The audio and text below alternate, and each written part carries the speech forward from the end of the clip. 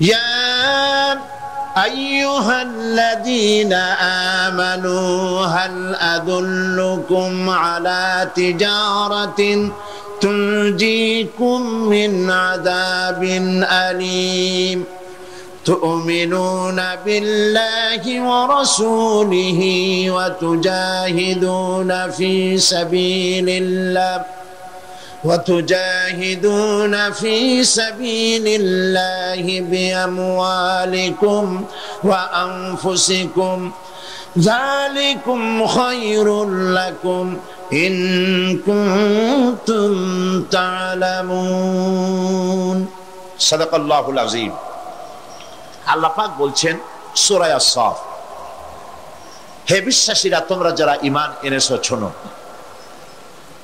আমি কি তোমাদেরকে এমন একটা ব্যবসার কথা বলবো না যে ব্যবসায় তোমাদেরকে জাহান্নামের কঠিন পীড়াদায়ক শাস্তি থেকে রক্ষা করবে? এমন একটি ব্যবসার কথা আমি কি তোমাদেরকে বলবো না? তার মানে হচ্ছে অবশ্যই আমি তোমাদেরকে এরকম একটি ব্যবসার কথা বলবো। সুবহানাল্লাহ বলেন। কিভাবে চললে পরে জাহান্নাম থেকে মুক্তি পাওয়া যাবে সে কথাটি আল্লাহ পাক গোপন রাখেননি, ওপেন সিক্রেট। তিনি তো বান্দাদেরকে এজন্য সৃষ্টি করেন নাই যে বান্দাগুলি তিনি সব জাহান্নামে দিবেন।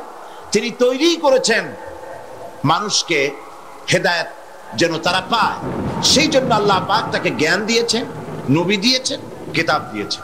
আল্লাহ পাক বলছেন আমি অবশ্যই এমন একটা ব্যবসার কথা তোমাদেরকে বলবো। সেই ব্যবসাটা কি?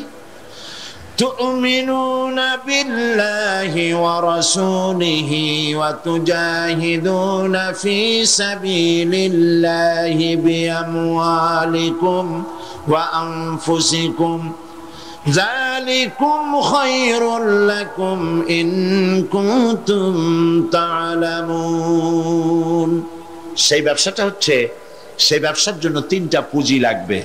কয়টা পুঁজি? একটা হচ্ছে ঈমান বিল্লাহ, আল্লাহর প্রতি ঈমান। আরেকটা হচ্ছে রাসূলের প্রতি ঈমান। আরেকটা হচ্ছে আল্লাহর রাস্তায় জিহাদ করা, মাল দিয়ে আর জান দিয়ে। এই তিনটি জিনিস। ঈমান আনা ফরজ। ঈমান আনা কি? আল্লাহর প্রতি ঈমান আনা কি? রাসূলের প্রতি ঈমান আনা কি? এবং আল্লাহ রাসূলের আইন প্রতিষ্ঠার জন্য জিহাদ করা কি? তিনটি জিনিসকে আল্লাহ পাক ফরজ করে দিয়েছেন। কে ফরজ করেছেন?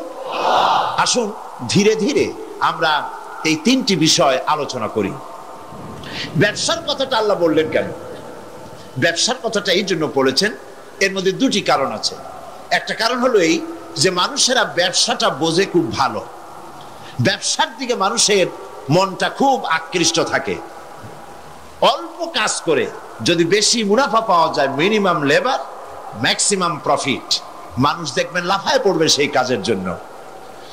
মাওলানা ইহতিসামুল হক থানভী রাহমাতুল্লাহ আলাইহি তার এক ওয়াজের মধ্যে বলেছেন, আমি শুনেছিলাম, তিনি বলেছেন কিয়ামতের দিন, এটা রূপক কথা, কোরআন হাদিস নয়।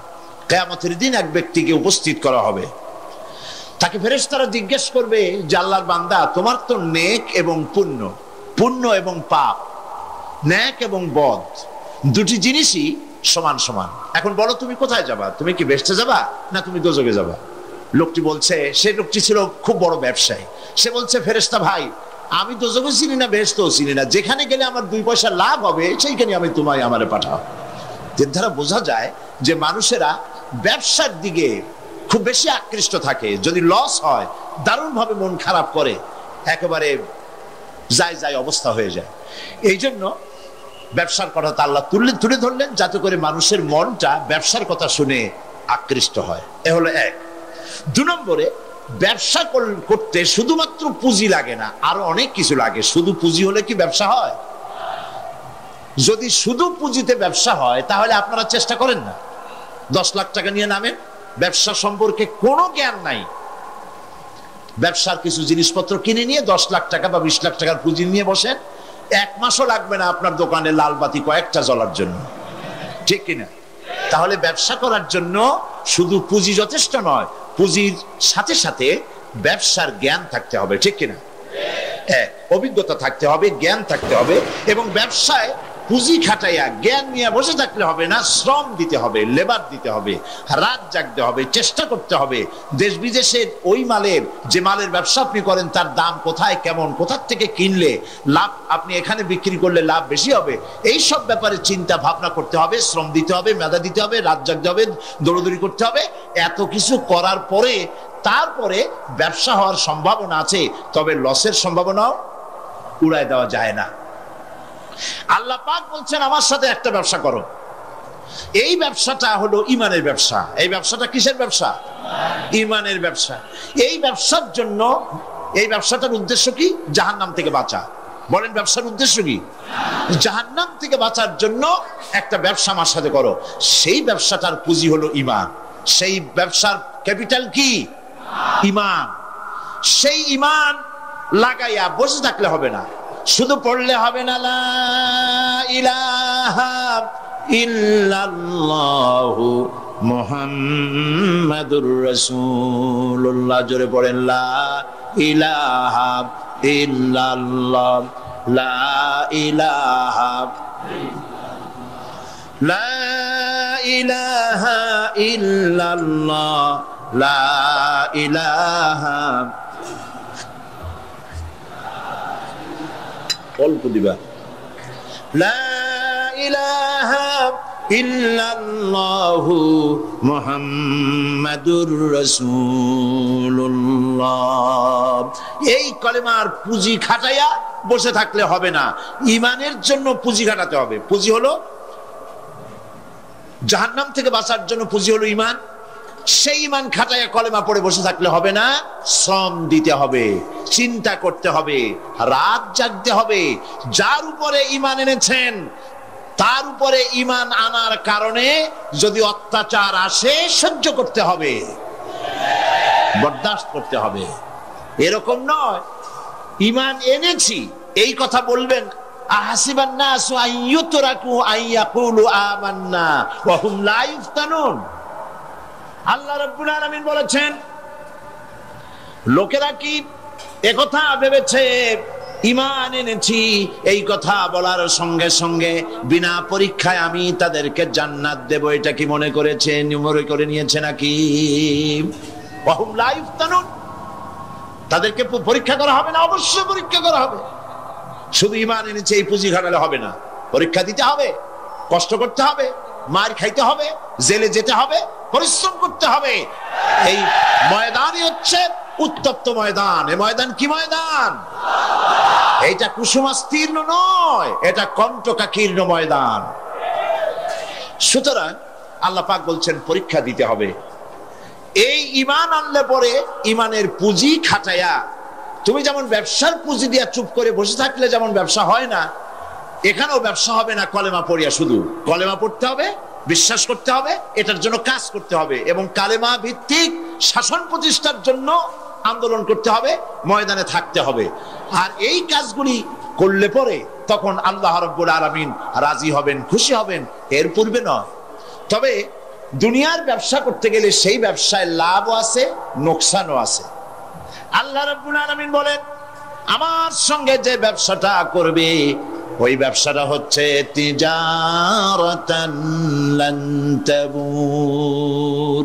আমার সাথে যে ব্যবসা করবে এই ব্যবসায় নোকসানের কোনো সম্ভাবনা নাই, কোনো লস নাই।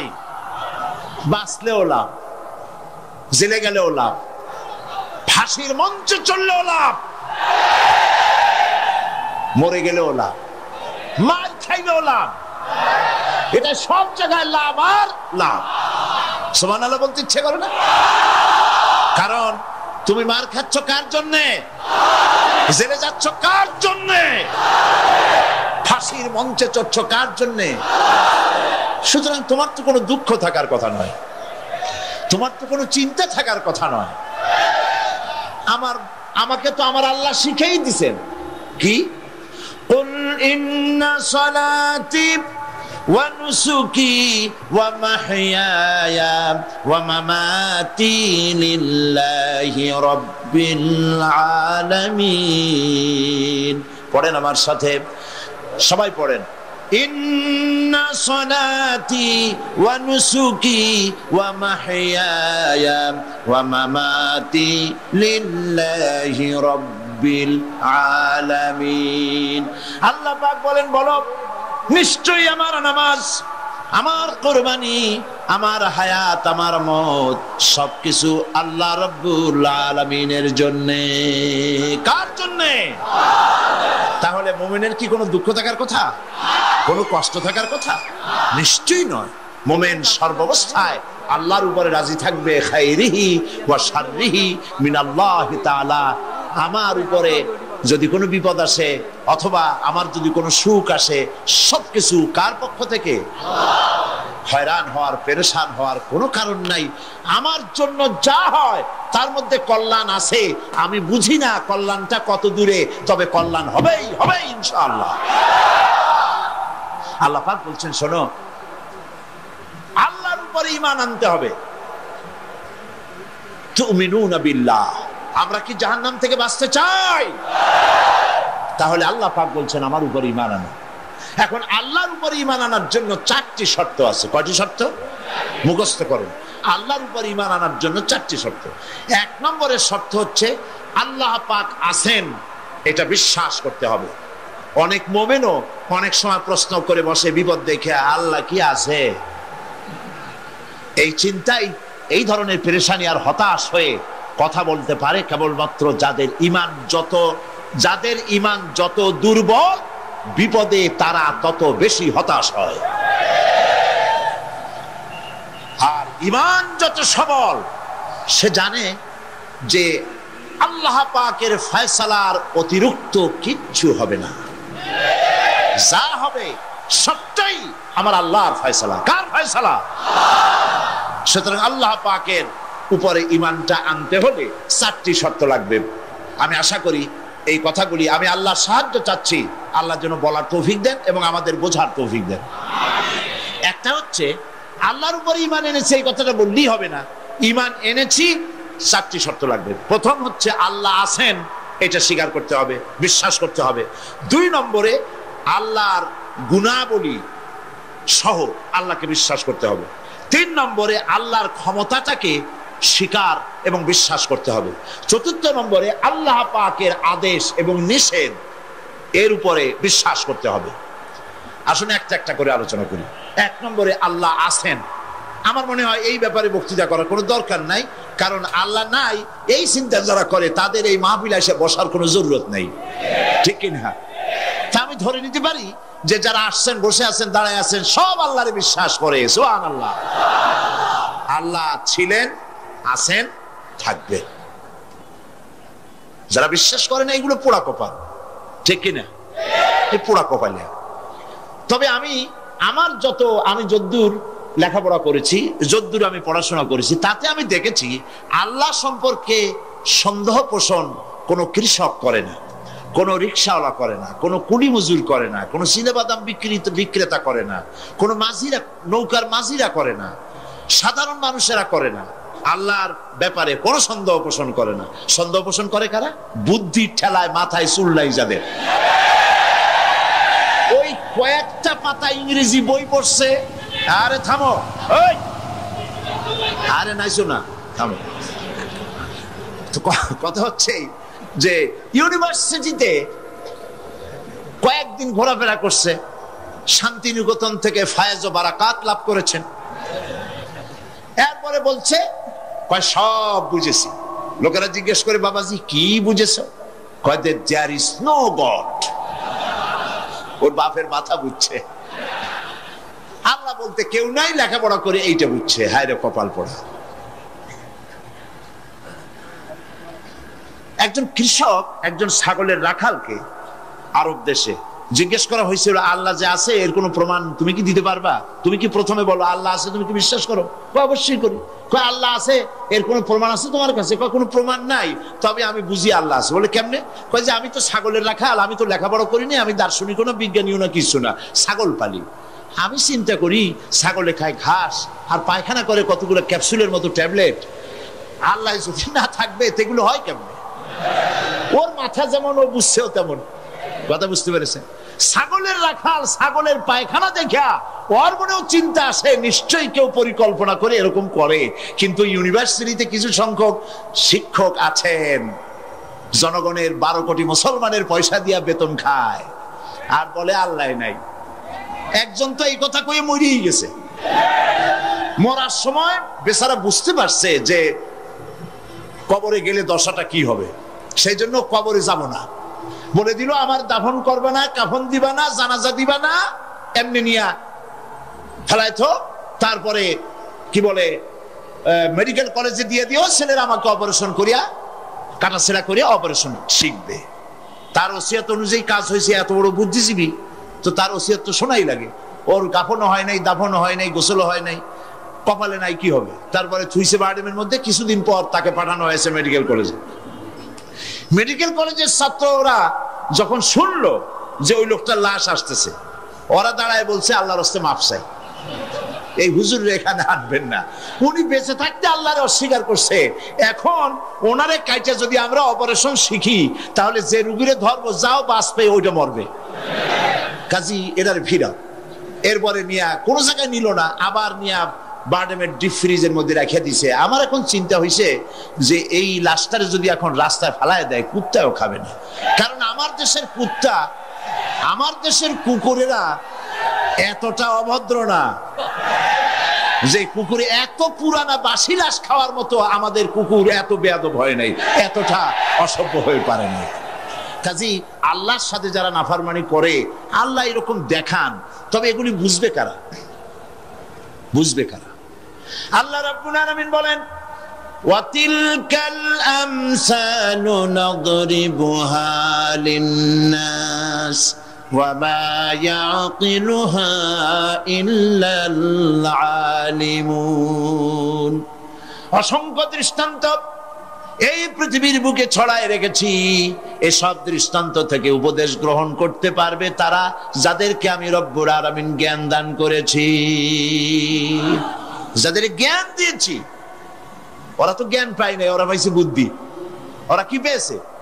বুদ্ধি। আল্লাহ কোরআন শরীফে কোথাও বলেন নাই যে তোমরা আমার কাছে দোয়া করো আল্লাহ আমার বুদ্ধি বাড়ায় দাও। আছে না এরকমের কথা? আল্লাহ কি বাড়াইতে বলছে? আল্লাহ রাব্বুল আলামিন বান্দাদেরকে শিখায়েছেন, বান্দারা আমার কাছে দোয়া কর, রব্বি জিদনি ইলমা। পড়েন সবাই, রব্বি জিদনি ইলমা। আয় আমার রব, আয় আমার স্রষ্টা, তুমি আমার ইলমকে, আমার জ্ঞানকে বৃদ্ধি করে দাও। বলেন সুবহানাল্লাহ। সুতরাং আল্লাহ রাব্বুল আলামিন সম্পর্কে সামান্য লেখাপড়া যারা করে, ওরা আল্লাহরে বুঝবে কি করে? তবে আল্লাহ কোনো অ্যাকশন নেন না। পিঁপড়া সে যদি হাতির দেখা একটা ঠ্যাং উঁচু করে বলে, হে হাতি কত বড় একটা দেহ, এরকম যদি একটা বেসকি দেয়, তাহলে হাতি কি পিঁপড়ারে তাড়িয়ে আসে নাকি? আরে তোমার মতো ছাগল পাগল কইলো যে আল্লাহ নাই, তাতে আল্লাহর কিছু আসে যায়? ছাগল পাগল কুকুর ভেড়া এগুলোর কোনো দাম নাই আল্লাহর কাছে, এগুলোর কোনো মূল্য নাই। আল্লাহ পাক বলেছেন যারা আল্লাহরে অস্বীকার করে, যারা কাফের, তারা জানোয়ারের চাইতে নিকৃষ্ট। তারা হচ্ছে পৃথিবীর সমস্ত সৃষ্টি জগতের মধ্যে নিকৃষ্ট হচ্ছে তারা, যারা কাফের, যারা আল্লাহকে অস্বীকার করেছে। দেখুন কোরআন শরীফে আল্লাহ পাক এক জায়গায় বলেছেন, ওয়ালাকাদ জারা'না লি জাহান্নামা কাসীরাম মিনাল জিন্নি ওয়াল ইনস। আমি মানুষ এবং জিনেদের মধ্যে এক শ্রেণীর মানুষ আর জিনকে তৈরি করেছি জাহান্নামের জন্য। জাহান্নামের জন্য তারা তৈরি হয়েছে। কারা? লাহুম কুলুবুন লা ইয়াফকাহুনা বিহা, যাদেরকে অন্তঃকরণ দিয়েছি, এই অন্তঃকরণ দিয়ে সব বুঝলো, এই বিবেক দিয়ে সব বুঝলো, কিন্তু আমারে বুঝলো না, আমার সৃষ্টি বুঝলো না। ওয়ালাহুম আয়ুনুন লা ইউবসিরুনা বিহা, তাদের চোখ দিছি, কিন্তু চোখ দিয়ে সব দেখলো, আমার সৃষ্টি দেখে আমাকে চিনলো না। তাদের কান দিলাম, এ কান দিয়া সব শুনলো, কিন্তু মজলুম দুর্বলের ফরিয়াদ তাদের কানের মধ্যে ঢুকলো না। উলাইকা কাল আনআম, আল্লাহ পাক বলেন এগুলি হলো চতুষ্পদ। কি কোন আপনারা বলেন? কি জানোয়ার? কে বলতেছেন? আপনারা কি রাগ করতেছেন নাকি? আর রাগ করলে হবেটা কি? সৃষ্টি যিনি করেছেন, এই পদবাচ্যে বিশেষিত বিবেচিত করেছেন সেই আল্লাহ। আল্লাহ পাক কি বলছেন? বিবেক দিলাম, আমাকে চিনলে না, চোখ দিলাম, আমার সৃষ্টি দেখে আমাকে উপলব্ধি করলে না, হেদায়েত পেলে না। কান দিলাম, হক শুনলে না। উলাইকা কালানাম, মালিক চেনো নাই, কাজী তুমি হচ্ছ চতুষ্পদ জানোয়ারের মতো। এ পর্যন্ত বললে না হয় হতো, কিন্তু আল্লাহ আরো একটু আগায় গেলেন। আল্লাহ পাক সামনে গিয়ে বললেন, বাল হোক আদাল, জানোয়ারের চাইতে নিকৃষ্ট। আমি এইটা বুঝি নাই, জানোয়ারের চাইতে নিকৃষ্ট আল্লাহ কইলেন কেন? পরে অনেক চিন্তা করে বুঝে আসলো। আল্লাহ পাক বলেছেন, বুঝতে চেষ্টা করতে চাইলে আল্লাহ পাক বোঝার ব্যবস্থা করে দেন। সুবহানাল্লাহ। তো এটা কেন জানোয়ারের মতো হইল কেন? পরে চিন্তা করে দেখলাম যে বিষয়টা হচ্ছে মালিককে চেনা নিয়ে, আল্লাহকে চেনা নিয়ে। পশুতে কিন্তু মালিক চেনে, পশুতে মালিক চেনে। যেমন আপনারা বাড়িতে যদি কেউ কুকুর পোষেন, কুকুর পোষেন অনেকে, এই কুকুর পোষেন কেন? কুকুর পুষেছেন চোর ডাকাত যাতে বাড়িতে হামলা না করতে পারে, সেই জন্য কুকুর পুষেছেন। গভীর রাত্রে মানুষের পায়ের আওয়াজ পাওয়ার সাথে সাথে কুকুর তার ভাষায় বিরাট গর্জন করে ওঠে, ঠিক কিনা? তার ভাষায় সে বলে, সে বলতে থাকে, তার ভাষায় সে বলে, থাম, স্টপ, পরিচয় দে তুমি কে।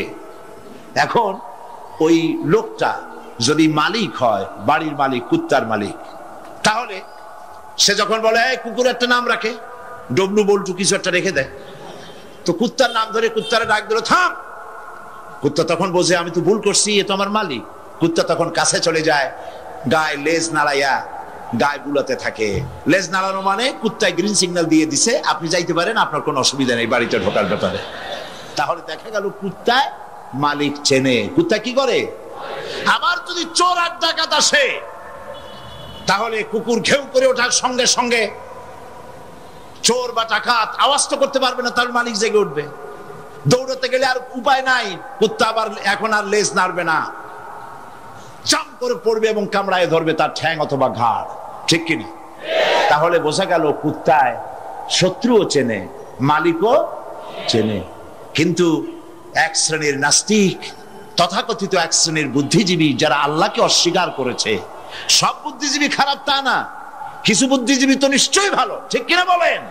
কিন্তু এক শ্রেণীর আছে যারা আল্লাহরে চেনে নাই, ওরা কিন্তু বাড়ির ওই গৃহপালিত ওই পশুর চাইতেও খারাপ, নিকৃষ্ট, বাল হোক আদাল, জানোয়ারের চাইতেও নিকৃষ্ট।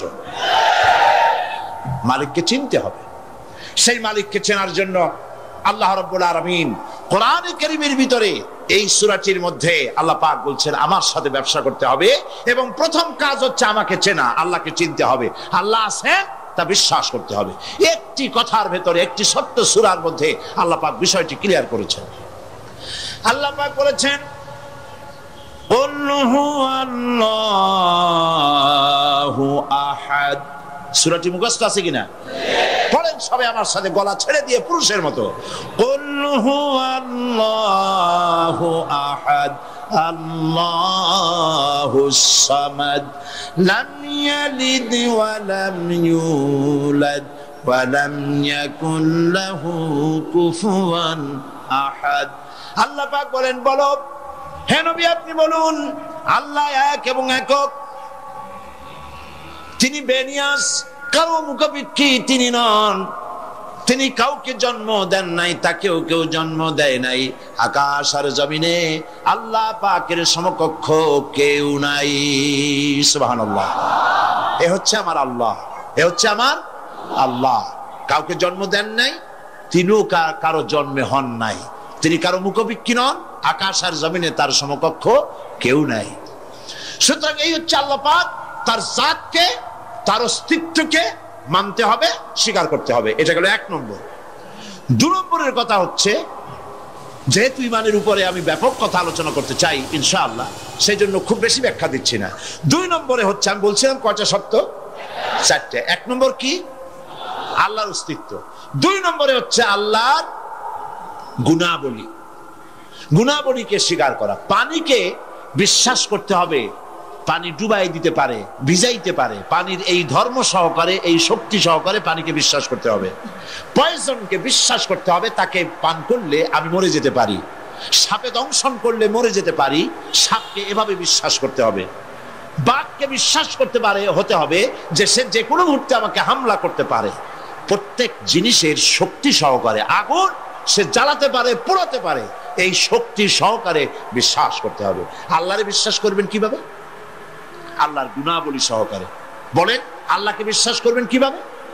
তার গুণাবলী সহকারে বিশ্বাস করতে হবে। শুধু যদি বলেন আল্লাহরে বিশ্বাস করি, হবে না। আল্লাহর গুণ সহকারে বিশ্বাস করতে হবে।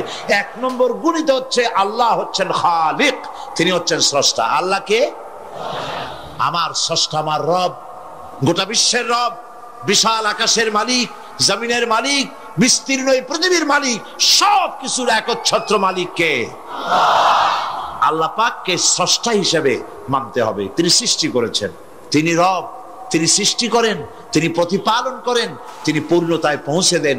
এই হিসাবে তিনি তাকে বিশ্বাস করতে হবে। গোটা সৃষ্টিকে প্রতিপালন করার জন্য পানি দরকার। এই পানির বন্দোবস্ত কে করেছেন?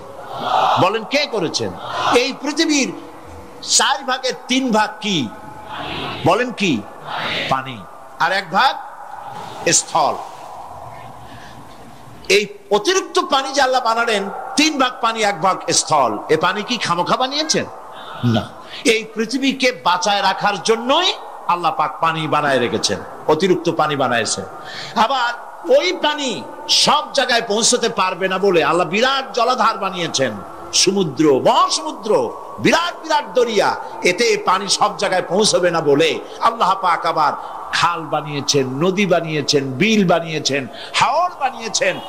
মাটির পরতে পরতে আল্লাহ পাক পানি রেখে দিয়েছেন। সুবহানাল্লাহ।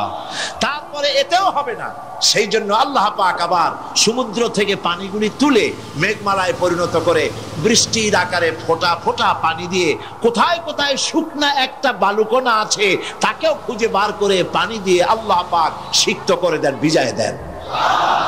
এ হচ্ছে আল্লাহ। তার এই প্রতিপালনের শক্তি সহকারে, গুণ সহকারে তাকে বিশ্বাস করতে হবে। সবকিছুর স্রষ্টা তিনি, মালিক তিনি। ওই আল্লাহ রাব্বুল আলামিন, তার গুণাবলী সহকারে বিশ্বাস করতে হবে। তার গুণ হচ্ছে তিনি খালিক, তিনি মালিক, তিনি রাজ্জাক। সকলের খাবার তিনি পৌঁছান, কারো খাবার তিনি, পৃথিবীতে যত প্রাণী তৈরি করেছেন সকলের খাবারও তিনি তৈরি করে দিয়েছেন। আল্লাহ পাক বলেছেন, ওয়া মা মিন দাব্বাতিন ফিল আরদি ইল্লা আলাল্লাহি রিজকুহা। পৃথিবীর ভিতরে এমন কোন প্রাণী নাই, এমন কোন জীব নাই যার রিস্কের দায়িত্ব আমি আল্লাহ গ্রহণ করি নাই। সুবহানাল্লাহ। সকল প্রাণী জগতের খাবার কে তৈরি করেছেন? খাবার পৌঁছাচ্ছেন কে? একটা দৃষ্টান্ত দেই, যেহেতু আজকে এই বিষয় আমি বলবো না, একটা দৃষ্টান্ত দেই বোঝার জন্য। আপনারা মুরগির ডিম দেখছেন নিশ্চয়ই, অন্যান্য পাখির ডিমও দেখেছেন। এই ডিমের ভিতর থেকে বাচ্চা হয় ডিমের কোন অংশ দিয়ে? ভেতরের কুসুমটা দিয়েই কি হয় বলেন? বাচ্চা হয়। বাচ্চা যখন ডিমের ভিতরে হলো তখন তার প্রাণ আসছে। এই প্রাণ আসার পর, প্রাণ আসার সাথে সাথে বাচ্চার ক্ষুধার উদ্রেক হয়েছে। খাবেটা কি? ডিমের ভিতরে খাবার পৌঁছতে গেলে ডিম তো ফেটেই যাবে, বাচ্চা মরে যাবে। এখন খাবারটা দুনিয়ার কোন বিজ্ঞানী ডিমের পেটের মধ্যে, ডিমের মধ্যের বাচ্চাকে খাবার পৌঁছতে পারবে কি? তাহলে ওই ডিমের মধ্যে বাচ্চাটাকে খাবার কে দেন? কিভাবে দেন দেখছেন আপনারা? কুসুমের বাইরে যে সাদা অংশটা থাকে এটা হচ্ছে প্রোটিন, এটা হচ্ছে খাদ্য। যতদিন এই বাচ্চাটা কুসুমের ভিতর থেকে বাচ্চায় পরিণত হয়ে যতদিন ডিমের মধ্যে থাকা লাগবে, 18 দিন বা 19 দিন, যতদিন থাকা লাগবে ততদিনের খাদ্য ওর চতুর্পাশে রেখে দেওয়া হয়েছে। সবটুকুন খেয়ে খেয়ে যেদিন তার সবটা সাদা অংশ খাওয়া হয়ে গেল তখন ঠোঁট দিয়ে পাতলা পর্দাকে ফাটায় দিয়া পৃথিবীর মাঝে বেরিয়ে আসে। এই বাচ্চাটির খাবার কে দিয়েছে? আল্লাহ পাক। সমস্ত প্রাণীর খাদ্য তিনি পৌঁছে দিয়েছেন, কোন জিনিস তিনি বাকি রাখেন নাই। আল্লাহকে বিশ্বাস করতে হবে, তিনি রাজ্জাক, তিনি খালেক, তিনি রব, তিনি স্রষ্টা। এই আল্লাহ পাকের যে 99টি নাম আছে, সমস্ত নাম হচ্ছে গুণবাচক নাম। এই গুণবাচক নাম দিয়ে তার গুণ সহকারে তাকে বিশ্বাস করতে হবে। গেল 2 নম্বর। কয়টা বলেছিলাম শর্ত? 3 নম্বর হচ্ছে আল্লাহ পাকের ক্ষমতা। আল্লাহরে বিশ্বাস করবেন ক্ষমতা দিয়া। কি দিয়ে বিশ্বাস করবেন? ক্ষমতা দিয়ে। কি ক্ষমতা? আল্লাহ রাব্বুল আলামিন তার ক্ষমতা হচ্ছে দিনকে রাত বানাতে পারেন, রাতকে দিন বানাতে পারেন, সাগরকে নগর বানাতে পারেন, নগরকে সাগর বানায় দিতে পারেন, পথের মানুষ ধরে, রাস্তার মানুষ ধরে প্রেসিডেন্ট বানায় দিতে পারেন, আবার প্রয়োজনে ফাঁসির মঞ্চে চড়াই দিতে পারেন। আল্লাহ রাব্বুল আলামিন জিন্দাকে মৃত্যু করেন, মৃত্যুকে জিন্দা করেন, সবকিছুর ক্ষমতা। ইন্নাল্লাহা আলা কুল্লি শাইইন কাদির। সমস্ত জিনিসের উপরে ক্ষমতা রাখেন কে? জোরে বলুন। সব জিনিসের উপরে প্রচন্ড ক্ষমতার মালিক। এই ক্ষমতা অ্যাপ্লাই করার জন্য আল্লাহ রাব্বুল আলামিনের কোনো বাটন টেপা লাগে না, সেনাবাহিনী ডাকার দরকার হয় না। শুধু বলেন দুইটা অক্ষর, বলেন তো কি? মাশাআল্লাহ, আপনাদের ওয়াজ শুনাইয়া মজা আছে, কারণ আপনারা বোঝেন। শুধু দুইটা অক্ষর, কোন হও, সাথে সাথে হয়ে যায়। এটার দুইটা ব্যাখ্যা আছে। একটা হচ্ছে যেটা আল্লাহ পাক এখনই চান সেটা কোন বলার সাথে সাথে তখনই হয়, আবার যেটা এখন চান না কিছু পরে, সেটার জন্য কোন বলার সাথে সাথে সেটার হওয়ার প্রক্রিয়া শুরু হয়ে যায়। সুবহানাল্লাহ। দেখেন না, এই যে ভারতের আনজার, ভুজ, আহমেদাবাদ, এইখানে আল্লাহ অবিশ্বাসী লোক যারা, তারা বলে প্রকৃতির লীলা খেলা। তো প্রকৃতি এটা কি কোনো জানোয়ারের নাম যা আল্লাহর অবাধ্য? আল্লাহ যা বলে তা শোনে না, এক জায়গায় কাঁপাই দিয়ে সব ভেঙে চুরে শেষ করে দেয়, অথবা বন্যা হয়ে সব ডুবাই দেয়। প্রকৃতি কোনো জানোয়ারের নাম নয়। আল্লাহ পাক যখন যা ইচ্ছা করেন, ফাআলুল লিমা ইউরিদ, যা খুশি যা খুশি তাই করেন। আল্লাহর ইচ্ছে হয়েছে বলেছেন। সঙ্গে সঙ্গে এ পর্যন্ত খবর যা পাওয়া গেছে, মৃতের সংখ্যা 2 লাখের ওপরে।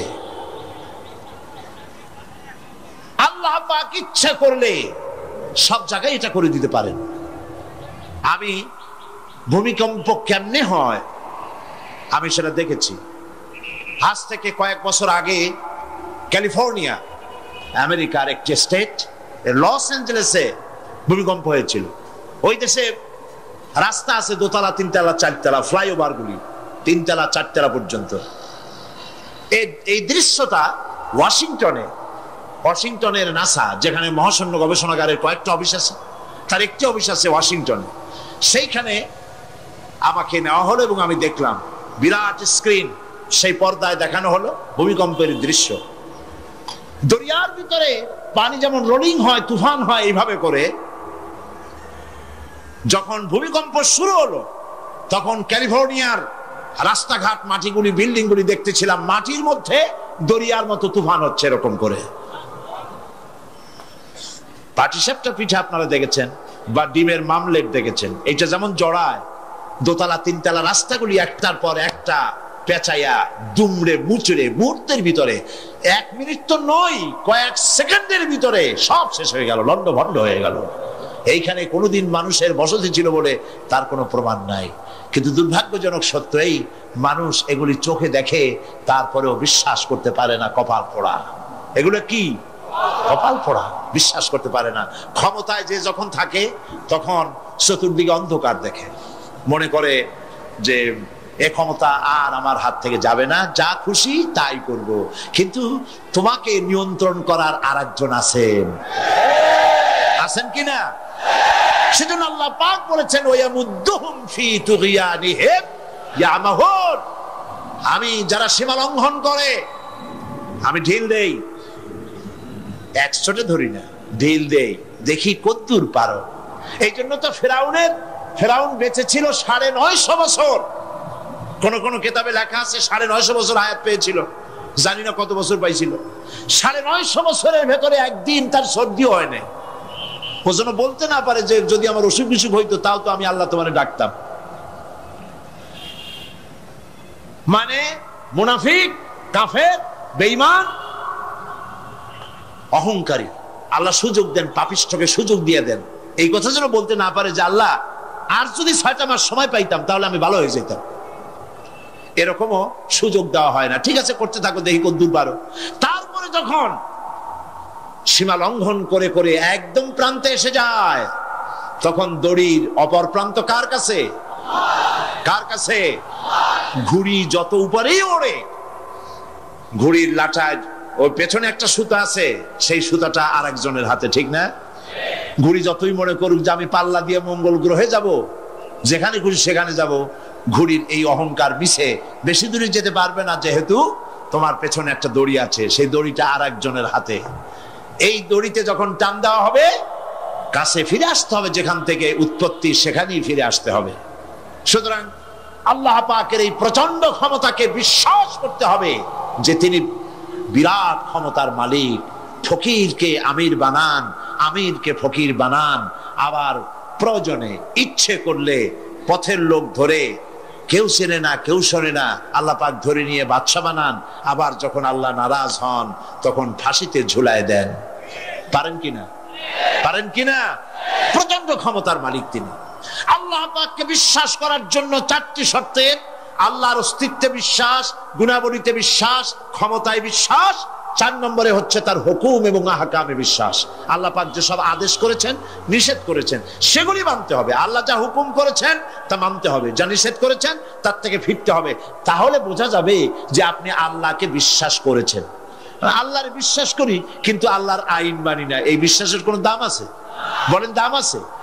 আল্লাহকে বিশ্বাস করি অথচ ইসলামকে বলি মৌলবাদ, ইসলামের কাজ যারা করে তাদেরকে বলি মৌলবাদী। আর যাই হোক, এগুলো মুসলমান না, এগুলি মুনাফিক। এগুলি কি? এই জন্য আল্লাহ পাক বলছেন, জাহান্নামের কঠিন শাস্তি থেকে বাঁচার জন্য আমার সাথে ব্যবসা করো। কার সাথে?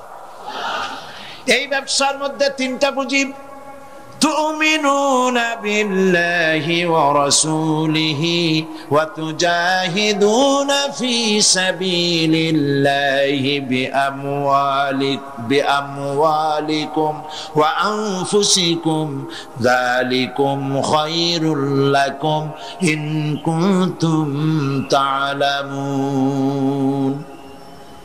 আমার সাথে ব্যবসা করো। সেই ব্যবসার পুঁজি হলো 3টি। পুঁজি কয়টা বলেছি? কয়টা? একটাও এখনো শেষ হয়নি। প্রথমে বলেছিলাম আল্লাহর প্রতি ঈমান, 2 নম্বরে রাসূলের প্রতি ঈমান, 3 নম্বরে এখনই ভুলে গেলেন? জোরে বলেন কি? এখন আল্লাহর প্রতি ঈমান আনলে পরে উপকার কি কি কি উপকার হয় সেটা শোনার দরকার কিনা? ফায়দা ছাড়া তো মানুষ কাজ করে না, ফায়দা হইতে হবে, লাভ হইতে হবে। ঈমান, আল্লাহর প্রতি ঈমান আনলে অনেক লাভ। তার মধ্যে কয়েকটা লাভের কথা আজকে আমি বলবো ইনশাআল্লাহ। বলেন ইনশাআল্লাহ। বলবো কিনা? কয়েকটা লাভের কথা বলি, আমি আশা করি ফায়দা হবে ইনশাআল্লাহ। বলি ইনশাআল্লাহ। 1 নম্বরের ফায়দা, আল্লাহর উপর ঈমান আনলে, মুখস্থ করেন, কাগজ কলম থাকলে লিখে নেন, আর না হয় মনে মনে মনে রেখে দেন, মেমোরিতে ধরে রাখেন। আল্লাহর উপরে ঈমান আনার 1 নম্বরের লাভ হচ্ছে আত্মমর্যাদার সৃষ্টি হয়। যারা আল্লাহর উপর ঈমান আনে তাদের আত্মমর্যাদার সৃষ্টি হয়, পার্সোনালিটি, শখসিয়ত তৈরি হয়। এমন শখসিয়ত হয়, শখসিয়ত মানে কি? পার্সোনালিটি। পার্সোনালিটি মানে কি? ব্যক্তিত্ব। ব্যক্তিত্ব তৈরি হয়। সে কোনো পাগল শ্রেণীর লোক হয় না, তার চলায়, তার বলায়, তার ওঠায় ব্যক্তিত্বের ছাপ ফুটে ওঠে। এই ব্যক্তিত্বের পরিস্ফুটনের কথা বিশ্বকবি বলেছেন। কে বিশ্বকবি? আল্লামা ইকবাল রহমতুল্লাহ আলাইহি। আল্লামা ইকবাল রহমতুল্লাহ আলাইহি তিনি বলছেন, খুদি কো কর ইতনা বুলন্দ, খুদি কো কর ইতনা বুলন্দ कि हर तकदीर लिखने के पहले खुदा पूछे बंदे को बता तेरी रजा क्या है। নিজের ব্যক্তিত্বের পরিস্ফুটন এভাবে গড়ে তোলো, পার্সোনালিটি, শখসিয়ত এভাবে তৈরি করো যাতে আল্লাহ পাক তোমার তকদির লেখার সময় তোমারে জিজ্ঞেস করে, বান্দা তুই বল তোর তকদিরটা আমি কিভাবে লিখবো। সুবহানাল্লাহ বলেন। এটাই হচ্ছে ইমানের প্রথম কথা, ইমান জানে তার মধ্যে মর্যাদার সৃষ্টি হয়, সে কোনো কিছুকে ভয় পায় না, আত্মমর্যাদা আসে। কারণ ইমান আনার আগে, খুব খেয়াল করুন, ইমান আনার আগ পর্যন্ত সে ভয় করত সাপকে, তাই সাপকে পূজা করত। সে ভয় পেত পাথরকে, তাই পাথর পূজা করত। সে ভয় পেত সূর্যকে, তাই সূর্যকে পূজা করত। সে ভয় পেত পানিকে, তাই পানি পূজা করত। ভয় পেত আগুনকে, তাই আগুনকে পূজা করত। ভয় পেত বিরাট গাছ, ওইটারই পূজা করত। যেটা বড় ওইটারই পূজা করত। কিন্তু ওর জানা নাই এর থেকে বড় এগুলি সৃষ্টি, এর থেকে যিনি সৃষ্টি করেছেন, সৃষ্টির শক্তি বেশি না স্রষ্টার শক্তি বেশি? তো পাগলের মতো এগুলোর সামনে মাথা নত করো কেন? এই জন্যে ঈমান আনার আগে তার মধ্যে ব্যক্তিত্ব ছিল না। যেখানে যা দেখেছে মাথা নত করেছে, পূজা করেছে, অর্চনা করেছে। কিন্তু কোরআন তাকে শোনায়ছে, ইন্নাল্লাযীনা তাদউনা মিন দুনিল্লাহি ইবাদুন আমসালুকুম। আল্লাহ পাক বলেন, আমাকে বাদ দিয়ে এরা যেই সব জিনিসের পূজা করে, মাথা নত করে এবং ওদের কাছে শক্তি আছে বলে মনে করে, তোমাদের জেনে রাখা উচিত ওরা তোমার মতো আমার গোলাম। আল্লাহর প্রতি ঈমান আনায় মানুষ বিনয় এবং বিনম্র প্রকাশ করে, সে অহংকারী হতে পারে না। আল্লাহর উপরে যে ঈমান আনে সে অহংকারী হইতে পারে না, কারণ আল্লাহ বলে দিয়েছেন, ইয়া মাশারাল জিন্নি ওয়াল ইনস ইন ইসতাতা'তুম আন তানফুযু মিন আকতারিস সামাওয়াতি ওয়াল আরদ ফানফুযু লা তানফুযুনা ইল্লা বিসুলতান। যারা অহংকারী, যারা স্বৈরাচারী, যারা জালিম, আল্লাহ পাক তাদেরকে বলছেন, হে পৃথিবীর মানুষেরা, জেনেরা, যদি সম্ভব করতে পারো, আমার আইন ভালো লাগে না, আমার ইসলাম পছন্দ হয় না, আমার আলেম ভালো লাগে না, আমার কোরআন ভালো লাগে না, অবস্থা যদি এমনটি হয়, বেরিয়ে যাও, বেরিয়ে যাও।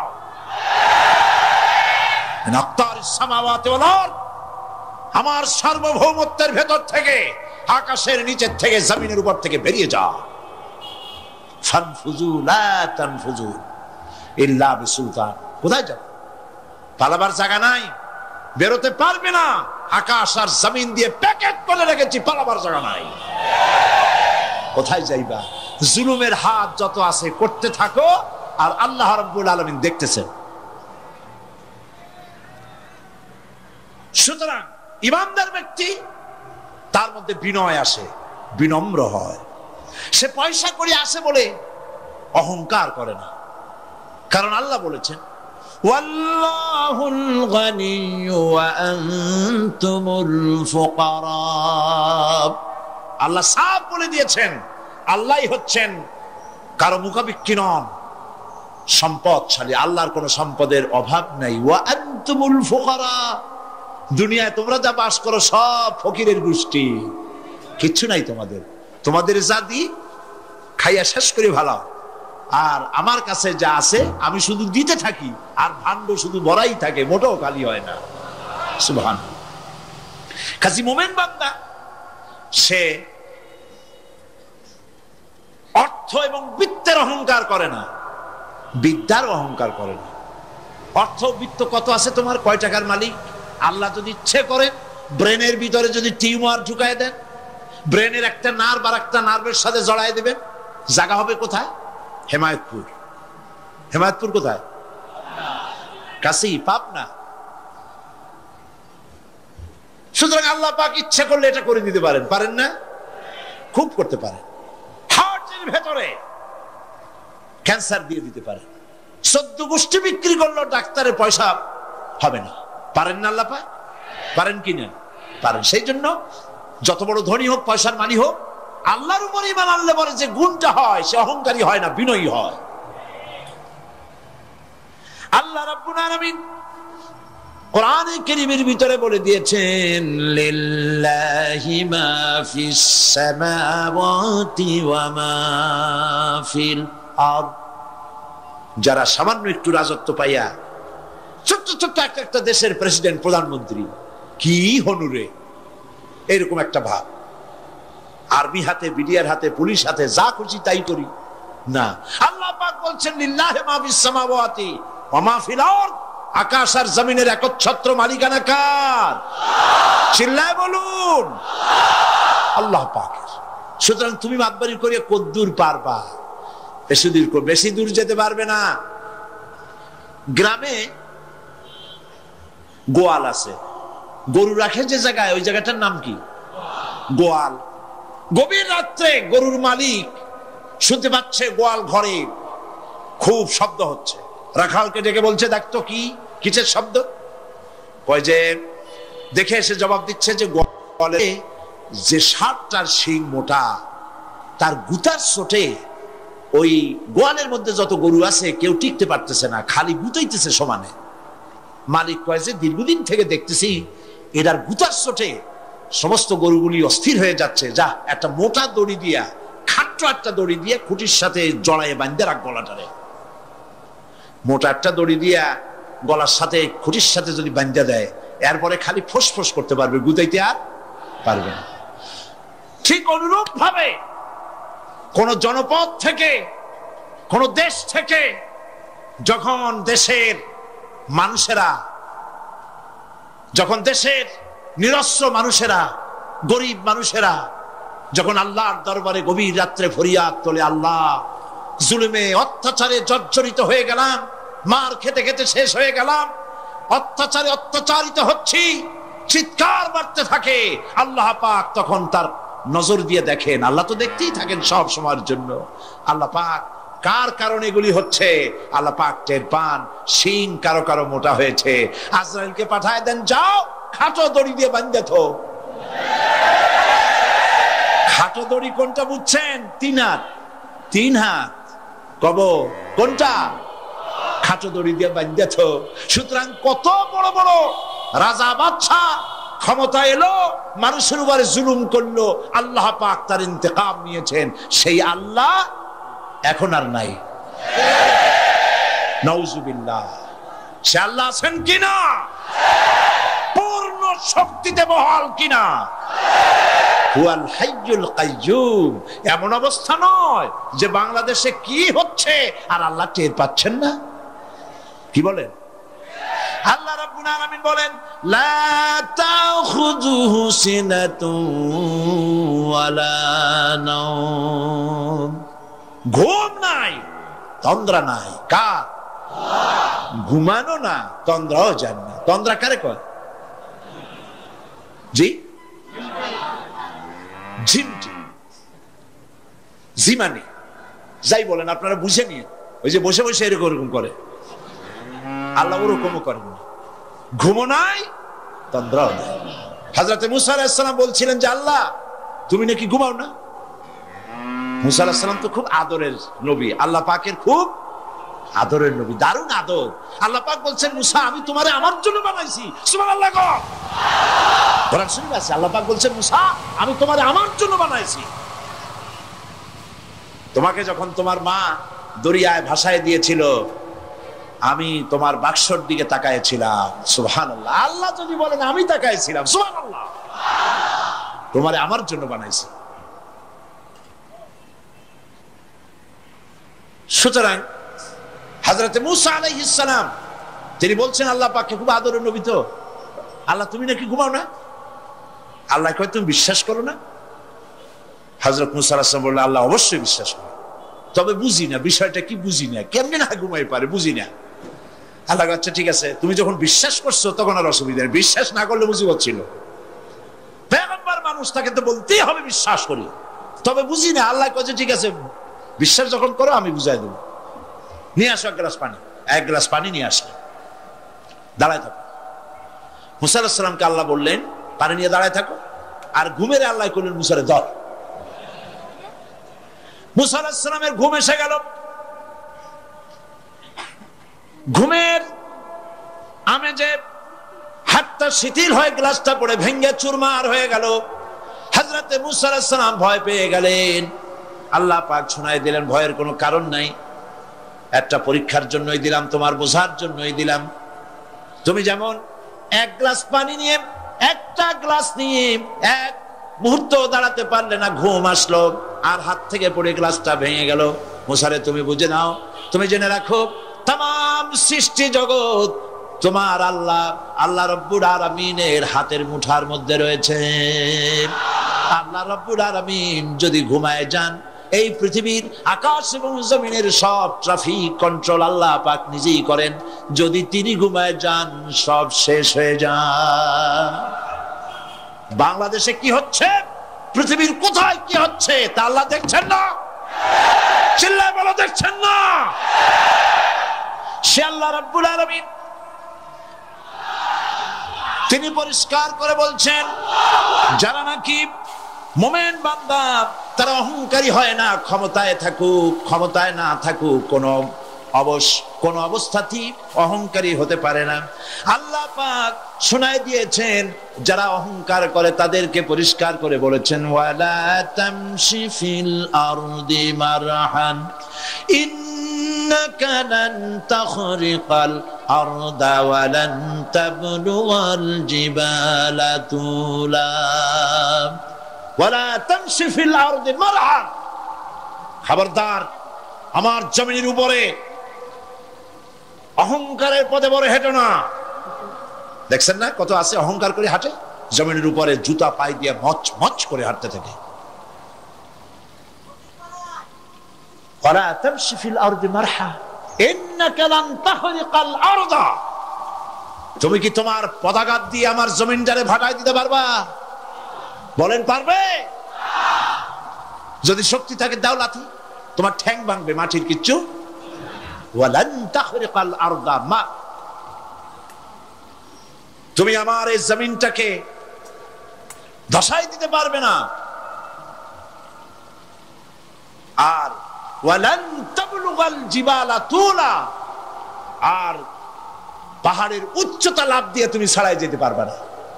আমার জমিনও ফাটাইতে পারবে না লাথি দিয়া, লাফ দিয়ে পাহাড়ের উচ্চতাও ছাড়াইতে পারবে না। তো এত লাফাও কেন? বলবেন কম লাফাও, শক্তি কম দেখাও। আল্লাহ রাব্বুল আলামিন আবার বলেন, ওয়া ইবাদুর রাহমানিল্লাযীনা ইয়ামশুনা আলাল আরদি হাওনা। আল্লাহর বান্দা যারা, সত্যিকারের বান্দা যারা, তারা দুনিয়ার বুকে বিনয়ের সাথে হাঁটে, মাথা নিচু করে বিনয়ের সাথে হাঁটে। সুবহানাল্লাহ, আলহামদুলিল্লাহ। তো এই আল্লাহর প্রতি ঈমানের সবথেকে বড় লাভ হচ্ছে আত্মমর্যাদা সম্পন্ন বানায়। ঈমান তাকে বিনয় এবং বিনম্র বানায়, অহংকারী বানায় না। আর অহংকার করে তুমি যাবা কই? কদ্দুর ক্ষমতা তোমার? আল্লাহ কোরআন শরীফের বহু আয়াত দিয়ে এই কথাগুলি বলেছেন। আর এটা গেল 2। 3 নম্বরে আল্লাহর উপরে ঈমান আনার, আমি কি বলতেছি বলেন তো দেখি, ফায়দা। আল্লাহর উপরে ঈমান আনার 3 নম্বরের ফায়দা হলো, মুমিন ব্যক্তির মধ্যে বীরত্ব এবং নির্ভীক ভাব তার মধ্যে এসে যায়। সে নিজে মুজাহিদ, সে বীর, সে কাপুরুষ নয়। সুবহানাল্লাহ। আল্লাহর উপর ঈমানের কারণে বীরত্ব এবং নির্ভীকতার প্রশিক্ষণ তার মধ্যে তৈরি হয়ে যায়। কারণ মানুষের সবচেয়ে বড় ভয় হলো মৌতে। বলেন তো দেখি, বড় ভয় কিসের? বলেন সবাই। আর যারা বললেন না, তাদের মৌতের কোনো ভয় নেই। মৌতের ভয় আছে কিনা? আছে। কিন্তু ভয় করে যাবেন কই? ভয় তো সেইটারে করা যায় যেটাকে ভয় করে এড়ানো যায়। এখন মৃত্যুকে ভয় করে আপনি কি এড়াইতে পারবেন? পারবেন? আল্লাহ পাক বলছেন, মুমিন নির্ভীক হবে, বীরত্বে পরিপূর্ণ হবে, কাপুরুষ হবে না, মৌতের ভয়তে পালায়ে বেড়াবে না। আল্লাহ পাক বলছেন, কুল ইন্নাল মাউতাল্লাযীনা তাফিরুনা মিনহু ফাইন্নাহু মুলাকীকুম। মরণ থেকে পালাও তুমি, মরণ তোমায় লইবে ঘিরি, যদিও সুদূর আকাশ পানে, লুকাও সেথায় লাগিয়ে সিঁড়ি। এ মহারোগের চিকিৎসক নাই, নাই সে ঔষধ জগতে, খুঁজিয়া কাতর হইলে কি হবে, পারিবে না তারে ফিরাতে। মৃত্যু যখন তোমার এসে যাবে, তোমাকে মৌতের হাত থেকে কেউ রেহাই দিতে পারবে না, মৃত্যু তোমার হবেই। সুতরাং মৌত যখন হবে তখন তাকে ভয় করে তো কোনো লাভ নাই। আর মৃত্যু কোথায় হবে, কখন হবে, আমরা কেউ জানি না। জানেন, ওয়ামা তাদরি নাফসুম বিআইয়ি আরদিন তামুত, কোন মাঠে কোন ময়দানে কখন মৌত হবে কারো জানা নাই। এই গত নভেম্বর মাসের শেষ দিকে আমি লন্ডন সফর করেছিলাম। এক ভাইয়ের কাছে শুনলাম, আমি অবাক হয়ে গেলাম। তিনি পত্রিকায় দেখে আমাকে বলেছেন, এক লোক 8 তলা থেকে 8 তলা বিল্ডিং এর ছাদের উপর পড়ে গেছে। 8 তলা বিল্ডিং এর ছাদের উপর থেকে পড়িয়া তার কিছু হয়নি, হাত পাও ভাঙে নাই, মরেও না, খালি কিছু চামড়া টামড়া ছিঁড়ে গেছে। তাড়াতাড়ি অ্যাম্বুলেন্স আসছে, অ্যাম্বুলেন্সে তাকে নিয়ে গেছে, হসপিটালে নিয়ে যাবে চামড়াগুলো সেলাই করে দেওয়ার জন্য। অ্যাম্বুলেন্সে উঠাইয়া তাড়াতাড়ি অ্যাম্বুলেন্স আসছে। দরজা যেভাবে লাগাইছে দরজাটা ভালোভাবে লাগে নাই। দেখেন নাই মাইক্রোবাসে বা অ্যাম্বুলেন্সে অনেক সময় দরজা এরকম মারার পরে অনেক সময় লাগে না, যার জন্য ড্রাইভার বলে যে দরজাটা ভালো করে লাগায় নাই, ঠিক না? দরজাটা ভালো করে লাগে নাই। সামনে চলতে গিয়ে এই গাড়িটার ব্রেক কষতে হয়েছে ড্রাইভারের কোনো কারণে।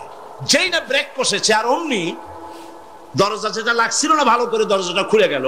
আর রুগীটা 8 তলা কাছে পড়ছিল, ওইটা ছিল পাশে, সে ছিটকে গিয়ে রাস্তায় পড়লো। আর একটা বাস সামনের থেকে এসে মাটিতে তাকে চ্যাপ্টা করে দিয়ে চলে গেল।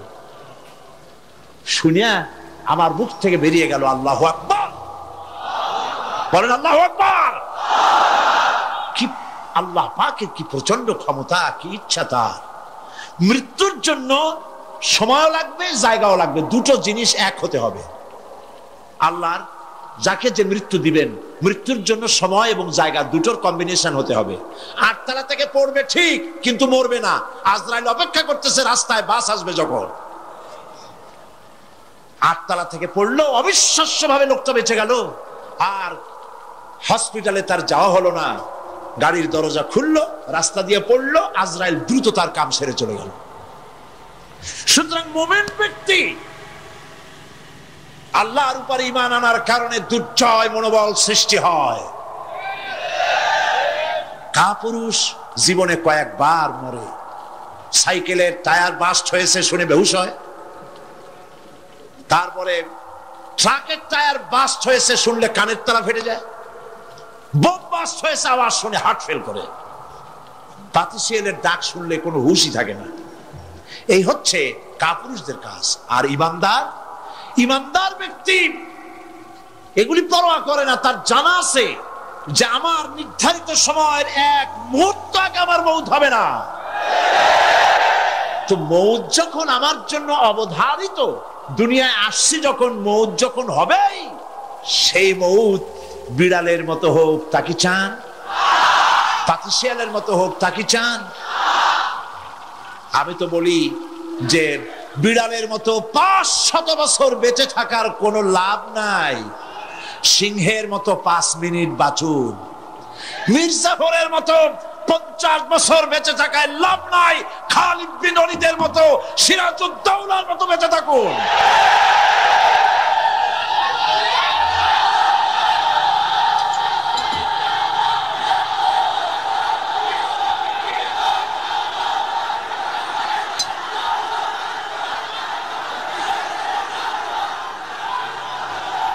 বসেন, আপনারা যদি দাঁড়ায় যান তাহলে আমি করব কি?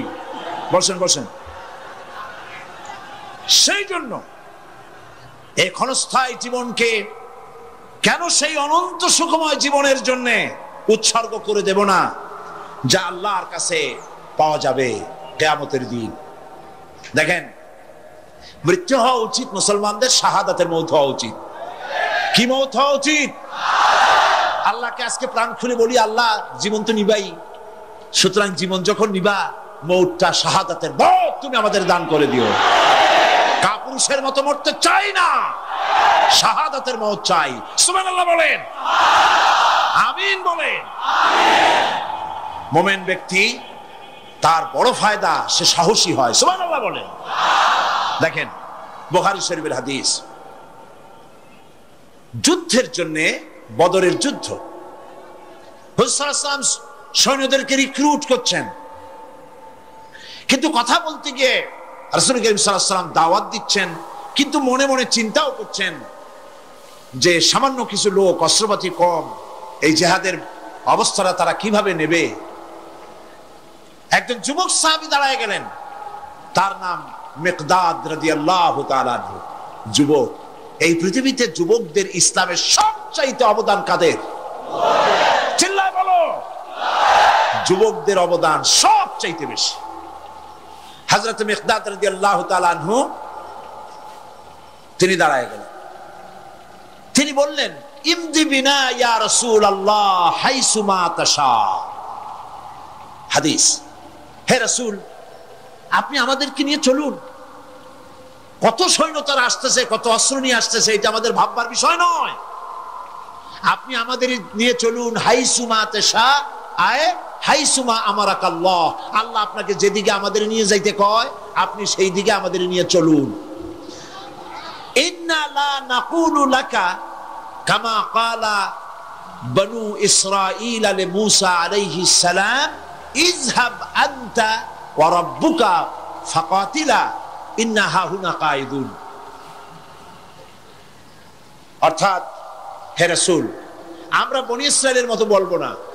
শোনেন, আমরা বনি ইসরাইলের মতো বলবো না যে মূসা তুমি এবং তোমার আল্লাহ এই দুইজনে গিয়ে ফেরাউনের বিরুদ্ধে যুদ্ধ করো, আমরা যাবো না, আমরা এখানে বসে থাকবো। এই কথা আমরা বলবো না। আমরা মূসা আলাইহিস সালামের উম্মত নই, আমরা মুহাম্মদ সাল্লাল্লাহু আলাইহি সাল্লামের উম্মত। বরং আমরা বলবো, বাল ইযহাব আনতা ওয়া রাব্বুকা ফাকাতিলা ইন্না মাআকুমা মুকাতিলুন। বরং আমরা বলবো, আপনি চলুন, আমরা আপনার সাথে আল্লাহর হুকুম মাফিক লড়বো, জিহাদ করব। ততক্ষণ পর্যন্ত মা দামাত আইনুম মিন্না তাতাররাফ, যতক্ষণ পর্যন্ত আমাদের চোখের পাতা নড়তে থাকে ততক্ষণ আপনার সাথে থেকে কাফেরের বিরুদ্ধে লড়াই করে যাব। জীবনের পরোয়া তারা করেন নাই, জীবনের পরোয়া করেননি। হুজুর সাল্লাল্লাহু আলাইহি ওয়াসাল্লাম দারুণ ভাবে খুশি হয়ে গেলেন। হুজুর হেজিটেট ফিল করছিলেন যে এই সামান্য কিছু লোক, অস্ত্র নাই, পাতি নাই, এতগুলি লোকের বিরুদ্ধে যুদ্ধ করতে যাবে। যুবকের মুখে এই কথা শুনে হুজুর দারুণ খুশি হলেন। আল্লাহর নবী বললেন, কুমু বিনা ইলা জান্নাতিন জান্নাতুন আরদুহা কারদিস সামাওয়াতি ওয়াল আরদ। ও সাহাবীরা, তোমাদের মনোভাব যখন এই, তোমাদের মানসিকতা যখন এই, চলো আমার সাথে বেহেশতের দিকে, সেই জান্নাতের দিকে যেই জান্নাত আল্লাহর আকাশ আর জমিনের চাইতে অনেক প্রশস্ত। চলো আমার সাথে বেহেশতে, সুবহানাল্লাহ, চলো আমার সাথে জান্নাতে। ফাকামা উমাইর বিন হামাম ওয়া কানা ইয়াকুলু আত-তামার।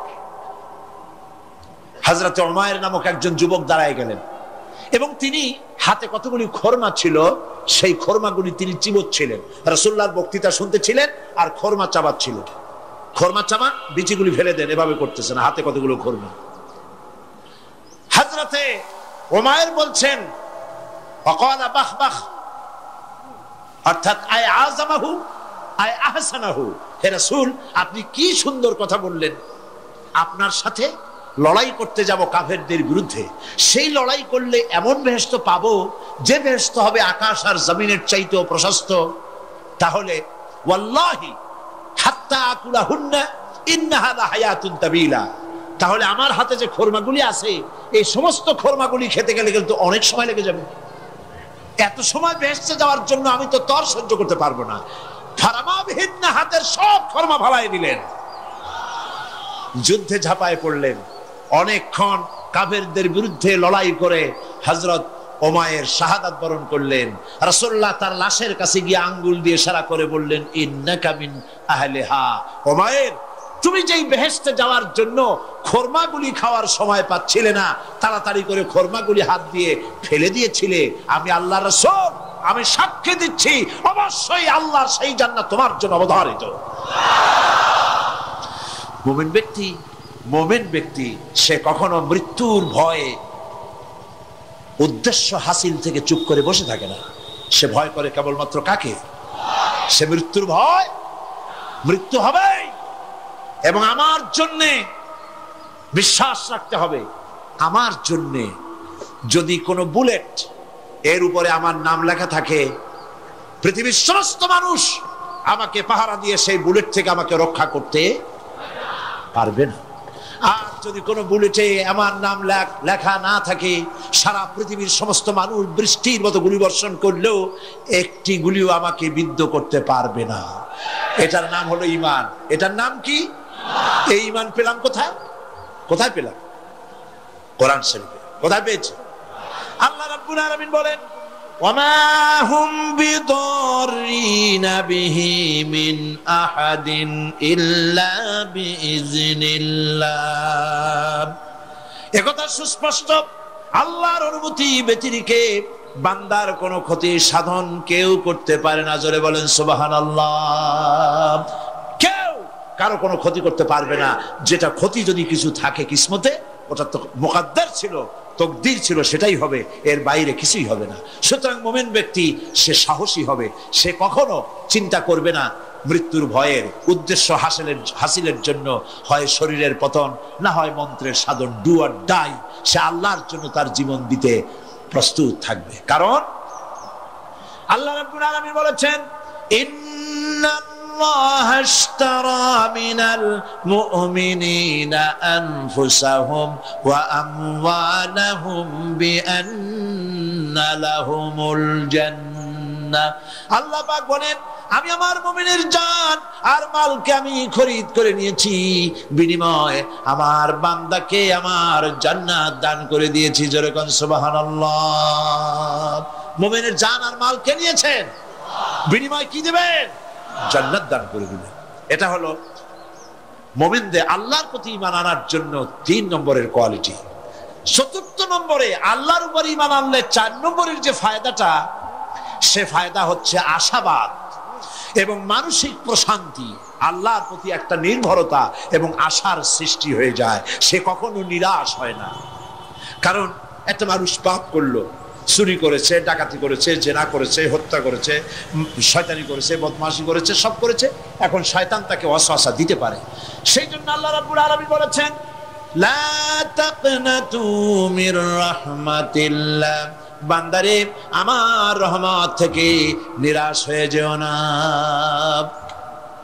আল্লাহর রহমত। বান্দা, তোমার গুনাহ কতটুকু? তোমার গুনাহ যদি হয় পাহাড় সমান, আমার রহমত আকাশ সমান। তোমার গুনাহ যদি হয়ে যায় আকাশ সমান, তাহলে আমার রহমত তো আমার আরশে আজিমকে ছাড়ায় গেছে। সুবহানাল্লাহ, সুবহানাল্লাহ বলুন। সুতরাং মুমিন বান্দার এই আশা থাকে। গুনাহ মানুষে করেই, গুনাহ করা স্বাভাবিক। আল্লাহ পাক বলেছেন, যে ব্যক্তি গুনাহ করে আর এরপরে আমার কাছে মাপ চায়, আমি তাকে ক্ষমা করে দেই, মাফ করে দিই। সুবহানাল্লাহ। সুতরাং ঈমানদার লোকদের আশা হয়, দুরারোগ্য ব্যাধি তাকে ধরেছে, সে হতাশ হবে না। মরে যাওয়ার জন্য প্রতীক্ষায় সে সময় গুনবে না, বরং তার মনের মধ্যে আশার সঞ্চার হবে, আমার রোগ আল্লাহ ভালো করে দিতে পারেন না? আমাদের জাতির পিতা কি নাম কি? হযরত ইব্রাহিম আলাইহিস সালাম। কোরআন শরীফের ভিতরে তার কথা আল্লাহ পাক কোট করে দিয়েছেন। আমাদের জাতির পিতা হযরত ইব্রাহিম আলাইহিস সালাম বলেছেন, আল্লাযী খালাকানি ফাহুয়া ইয়াহদিন। আল্লাহ, তিনি আমাকে সৃষ্টি করেছেন, তিনি আমাকে রাস্তা দেখান। ওয়াল্লাযী হুয়া ইউতঈমুনি ওয়া ইয়াসকিন। আর আমি যখন ক্ষুধার্ত হই, তিনি আমাকে খাওয়ান, যখন তৃষ্ণার্ত হই, তিনি আমাকে পান করান। ওয়া ইযা মারিতু ফাহুয়া ইয়াশফিন। আর যখন আমি অসুস্থ হই, রোগাক্রান্ত হই, আল্লাহ রাব্বুল আলামিন তখন আমাকে রোগ মুক্ত করে দেন। সুবহানাল্লাহ। আমার অসুখ হলে কে রোগ মুক্ত করেন? সুতরাং দীর্ঘস্থায়ী কোন রোগ হয়েছে, মুমিন হতাশ হবে না। মুমিন হতাশ হবে না। হতাশ হয় কেবলমাত্র কাফের। হতাশ হয় কে? মুমিন কখনো হতাশ হয় না। হতাশ হওয়া ঈমানের পরিপন্থী কাজ। আল্লাহ পাক বলেছেন, লা তাকনাতু মির রাহমাতিল্লাহ। আমার রহমত থেকে মায়ুস হয়ো না। দেখেন হযরত আইয়ুব আলাইহিস সালামের কত বড় রোগ হয়েছে, শরীর পোকায় ধরেছে, জর্জরিত হয়েছে, দুর্গন্ধ হয়েছে, গ্রামের লোকেরা তাকে বের করে দিয়েছে, স্ত্রী পুত্র পরিজন সব চলে গিয়েছে। এমনকি জিহ্বায় যখন পোকা ধরল, হযরত আইয়ুব আলাইহিস সালাম আল্লাহ রাব্বুল আলামিনের দরবারে ফরিয়াদ করলেন, আন্নি মাসানিয়াদ-দুররু ওয়া আনতা আরহামুর রাহিমিন। আয় আল্লাহ, আমি অসুস্থ হয়ে পড়েছি, আমি রোগাক্রান্ত হয়েছি, আর তোমার নাম রহমান রহিম, তুমি আমাকে রোগমুক্ত করো। হযরত আইয়ুব আলাইহিস সালাম আল্লাহর দরবারে ফরিয়াদ করলেন, রব্বুল আলামিন সারা শরীরে পোকায় জর্জরিত হয়ে গেছে, এখন আমার জিহ্বায় পোকা ধরেছে, মাবুদ গো আমি তোমার কাছে ফরিয়াদ করি, আমার জিহ্বায় পোকা দিও না, কারণ জিহ্বাটাও যদি নষ্ট হয়ে যায় তাহলে তোমার মতো আল্লাহর জিকির আমি কি দিয়া করব। হযরত আইয়ুব আলাইহিস সালাম আল্লাহ পাকের কাছে যখন এ ধরনের ফরিয়াদ জানালেন, রব্বুল আলামিন তাকে তার রোগ মুক্ত করে দিলেন, তার স্ত্রী পুত্র সব আল্লাহ রব্বুল আলামিন ফিরাইয়া দিলেন। সুবহানাল্লাহ। সুতরাং মুমিন ব্যক্তি, কোরআন শরীফে সব আছে, কোরআনের মতো শ্রেষ্ঠ ওয়াজের কিতাব পৃথিবীতে আর শুধু বোঝার দরকার। বিপদের যত বড় বিপদ আসুক, কোন বিপদে মুমিন ধৈর্য হারাবে না। হযরত ইয়াকুব আলাইহিস সালামের ছেলে ইউসুফ আলাইহিস সালামকে যখন তিনি হারায় ফেললেন, তিনি অধৈর্য হয়ে গেছিলেন নাকি? অধৈর্য হন নাই। কারণ আমি আমার বক্তৃতার সূচনায় বলেছি, আমরা কল্যাণ বুঝি না, অকল্যাণও বুঝি না। কোন বিপদ আসতে পরে আমরা হয়রান হয়ে যাই, কিন্তু বিপদের মধ্যে কল্যাণ আছে আমরা তা বুঝতে পারি না। কথা বুঝে আসছে? হযরত ইউসুফ আলাইহিস সালামকে কুয়ার ভিতরে ফেলে দেওয়া হলো।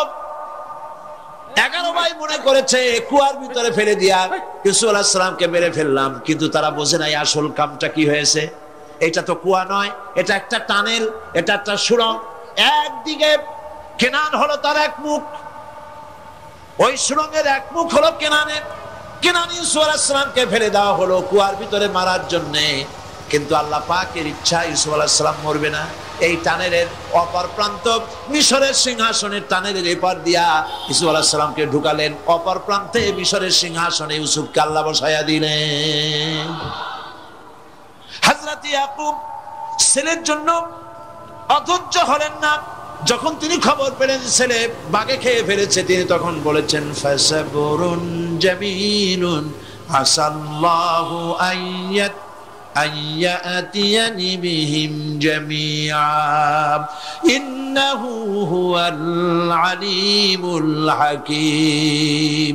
ফাসাবরুন জামিল, আমি উত্তম ভাবে ধৈর্য ধারণ করলাম, এবং আমি বিশ্বাস করি আল্লাহ রাব্বুল আলামিন আমার হারানো সবকিছু আমাকে ফিরাই দিবেন। বহু বছর পর যখন হযরত ইউসুফ আলাইহিস সালাম প্রেসিডেন্ট হয়েছেন মিশরের, 11 ভাই গেল সেখানে সাহায্য আনার জন্য। সেই ঘটনা তো শোনাবো না, এমনি বলে যাচ্ছি। এরপরে তিনি তাদেরকে পরিচয় দিলেন, ওরা ভয় পেয়ে গেল। তিনি বললেন, ভয়ের কোনো কারণ নাই, লা তাসরিবা আলাইকুমুল ইয়াউম, আজকে আমি কোনো প্রতিশোধ তোমাদের নেব না। সুবহানাল্লাহ। এর নাম পয়গম্বর, এর নাম কি? আল্লাহর নবী। আমি আজকে কোনো প্রতিশোধ তোমাদের নেব না, তোমরা যাও। পিতার অবস্থা তিনি জানলেন, কাঁদতে কাঁদতে পিতার চোখ দুটো নষ্ট হয়ে গেছে। ইয়াকুব আলাইহিস সালাম, হযরত ইউসুফ আলাইহিস সালাম বললেন, যাও। নিজের জামাটা খুললেন, গায়ের জামা খুলে বললেন, ভাইরা আমার এই জামা নিয়ে যাও, আর আমার আব্বার চোখের উপরে এই জামাটা রেখে দিও। ছেলেরা যখন হযরত ইউসুফ আলাইহিস সালামের জামা নিয়ে মিশর থেকে রওনা করেছে, গল্প নয়, উপন্যাস নয়, আল্লাহ পাক এই কোরআন শরীফে সূরা ইউসুফে বলেছেন, জামা নিয়ে মিশর থেকে রওনা করেছেন। কোথায় মিশর আর কোথায় কেনান? কেনানে বসে হযরত ইয়াকুব আলাইহিস সালাম বলছেন, তোমরা যদি আমাকে মতিভ্রম পাগল যদি মনে না করো, তাহলে একটা কথা বলি, আমার নাকে এখন আমি ইউসুফের গন্ধ পেতেছি। তোমরা যদি আমাকে মতিভ্রম না করো, তাহলে আমি বলি আমি কিন্তু ইউসুফের গন্ধ পেতেছি। সুবহানাল্লাহ। হযরত ইউসুফ আলাইহিস সালামের জামা এনে ভাইরা যখন হযরত ইউসুফের চোখের উপরে রেখে দিলেন, হযরত ইয়াকুবের দুটো চোখ সাথে সাথে আল্লাহ ভালো করে দিলেন। ফাসাবরুন জামিল, ধৈর্য ধরো।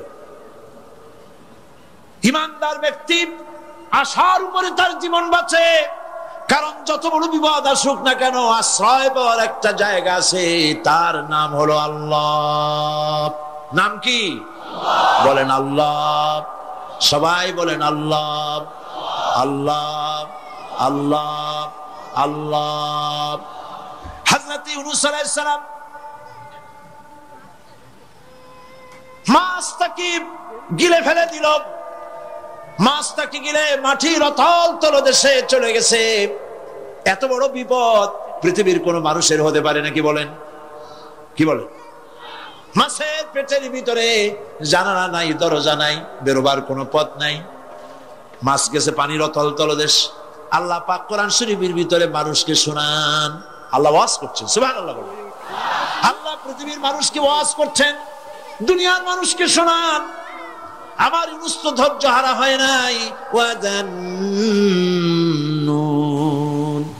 ইয যাহাবা মুগাদিবান ফাযান্না আন লান নাকদিরা আলাইহি ফানাদা ফিয-যুলুমাতি আন লা ইলাহা ইল্লা আনতা সুবহানাকা ইন্নী কুনতু মিনাল জালিমিন। ফানাদা ফিয-যুলুমাত, জামায়ে কাসির, ত্রিবিধ অন্ধকারের ভেতর থেকে হযরত ইউনূস আলাইহিস সালাম চিৎকার মারলেন। মাছের পেটের অন্ধকার, পানির অন্ধকার, রাতের অন্ধকার, ত্রিবিধ অন্ধকারের ভেতর দিয়ে মাছের পেটের মধ্য দিয়ে ইউনূস আলাইহিস সালাম চিৎকার মারলেন। অধৈর্য হন নাই, হার্ট ফেল করেন। তিনি বলছেন, পড়েন আমার সাথে, লা ইলাহা ইল্লা আনতা সুবহানাকা ইন্নী কুনতু মিনাজ জালিমিন। তুমি ছাড়া কোনো ইলাহ নাই, কোনো পোষ্য নাই, মাবুদ নাই। তোমার পবিত্রতা ঘোষণা করছি, আমি জালিমদের অন্তর্ভুক্ত হয়ে গেছি। ইউনূস আলাইহিস সালাম যখন কাঁদতেছিলেন, আল্লাহ রাব্বুল আলামিন সেই কান্না শুনেছিলেন কিনা বলেন? শুনছিলেন কিনা? শুনতে পেয়েছিলেন কিনা? পানির ভিতরে কেউ শোনে নাই, মাছের পেটের ভিতরে ইউনূস আলাইহিস সালাম কিভাবে চিৎকার করছেন, মাছের পেটের ভিতরের আওয়াজ পানির ভিতরে কেউ শোনে নাই, জমিনের কেউ শোনে নাই, অন্তরিক্ষে কেউ শোনে নাই, সাত আকাশের ভিতরে কেউ শোনে নাই, কিন্তু আরশে আজিমের মালিক আল্লাহ রাব্বুল আলামিন শুনতে পেয়েছেন। সঙ্গে সঙ্গে রব্বুল আলামিন জবাব দিলেন, ফাস্তাজাবনা লাহু ওয়া নাজ্জাইনাহু মিনাল গাম্মি ওয়া কাযালিকা নুনজিল মুমিনিন। পড়েন, ফাস্তাজাবনা লাহু ওয়া নাজ্জাইনাহু মিনাল গাম্মি ওয়া কাযালিকা নুনজিল মুমিনিন। আমি ইউনূসের ডাকের জবাব দিলাম। কে বলতেছেন? বড় করে বলেন, কে বলছেন? আল্লাহ, সুবহানাল্লাহ। আপনারা কি ভয় পাইছেন? ভয় পেয়েছে মুসলমান? আল্লাহ রাব্বুল আলামিন বলেন, আমি আমার ইউনূসের ডাকের জবাব দিলাম। শুধু জবাব দেই নাই, আমি ইউনূসকে তার মাছের পেটের ভিতর থেকে বাঁচায় দিলাম। মাছের পেটের মধ্যে বেদনা শুরু হয়ে গেল, এমন বেদনা হয়েছে মাছ এখন বমি না করে পারে না। কথা বুঝতে পেরেছ? মাছ এখন বমি না করে পারে না। পানির উপরে মাছ ভেসে উঠল। আল্লাহ কোরআন শরীফের ভিতরে বলছেন, মাছ সাতরায়া কিনারায় চলে গেল, ইউনূস আলাইহিস সালামকে বমি করে ফেলে দিল। ইউনূস আলাইহিস সালাম বেঁচে গেলেন। আল্লাহ পাক বলেন, শুধু ইউনূসকে বাঁচাইলাম না, বরং আমি সকলের জন্য আশার বাণী শোনাই, শোনো মুমিনেরা, ওয়া কাযালিকা নুনজিল মুমিনিন। মুমিন বান্দা যারা, যত বড় বিপদ আসুক আমারে ডাকো, আমি বিপদ দিয়ে বাঁচাই দেব। সুবহানাল্লাহ। বিপদ থেকে আমি বাঁচাই দেব। আল্লাহ পাক বলেছেন, ফাইন্না মাআল উসরি ইউসরান, ইন্না মাআল উসরি ইউসরা। জেনে রাখো, দুঃখ এবং কষ্টের পরে রয়েছে সুযোগ সুবিধা, আর অসচ্ছলতার সাথে রয়েছে উদার সচ্ছলতা। যত বড় বিপদ আসছে, এই বিপদের পরে আল্লাহ পাক তার গোলামদের উপরে রহমত নাজিল করবেন ইনশাআল্লাহ। সুতরাং ইমানদার লোকেরা তাদেরকে আল্লাহ পাক বলছেন কোনো ভয় নাই, কোনো চিন্তা নাই, যত বড় বিপদে পড়ো আমারে ডাকো, আমি ডাকের সাড়া দিয়ে দেব। সবাই আল্লাহরে ডাকেন, সুবহানাল্লাহ ওয়ালহামদুলিল্লাহ লা ইলাহা ইল্লাল্লাহ। জোরে পড়েন সুবহানাল্লাহ ওয়ালহামদুলিল্লাহ লা ইলাহা ইল্লাল্লাহ, সুবহানাল্লাহ ওয়ালহামদুলিল্লাহ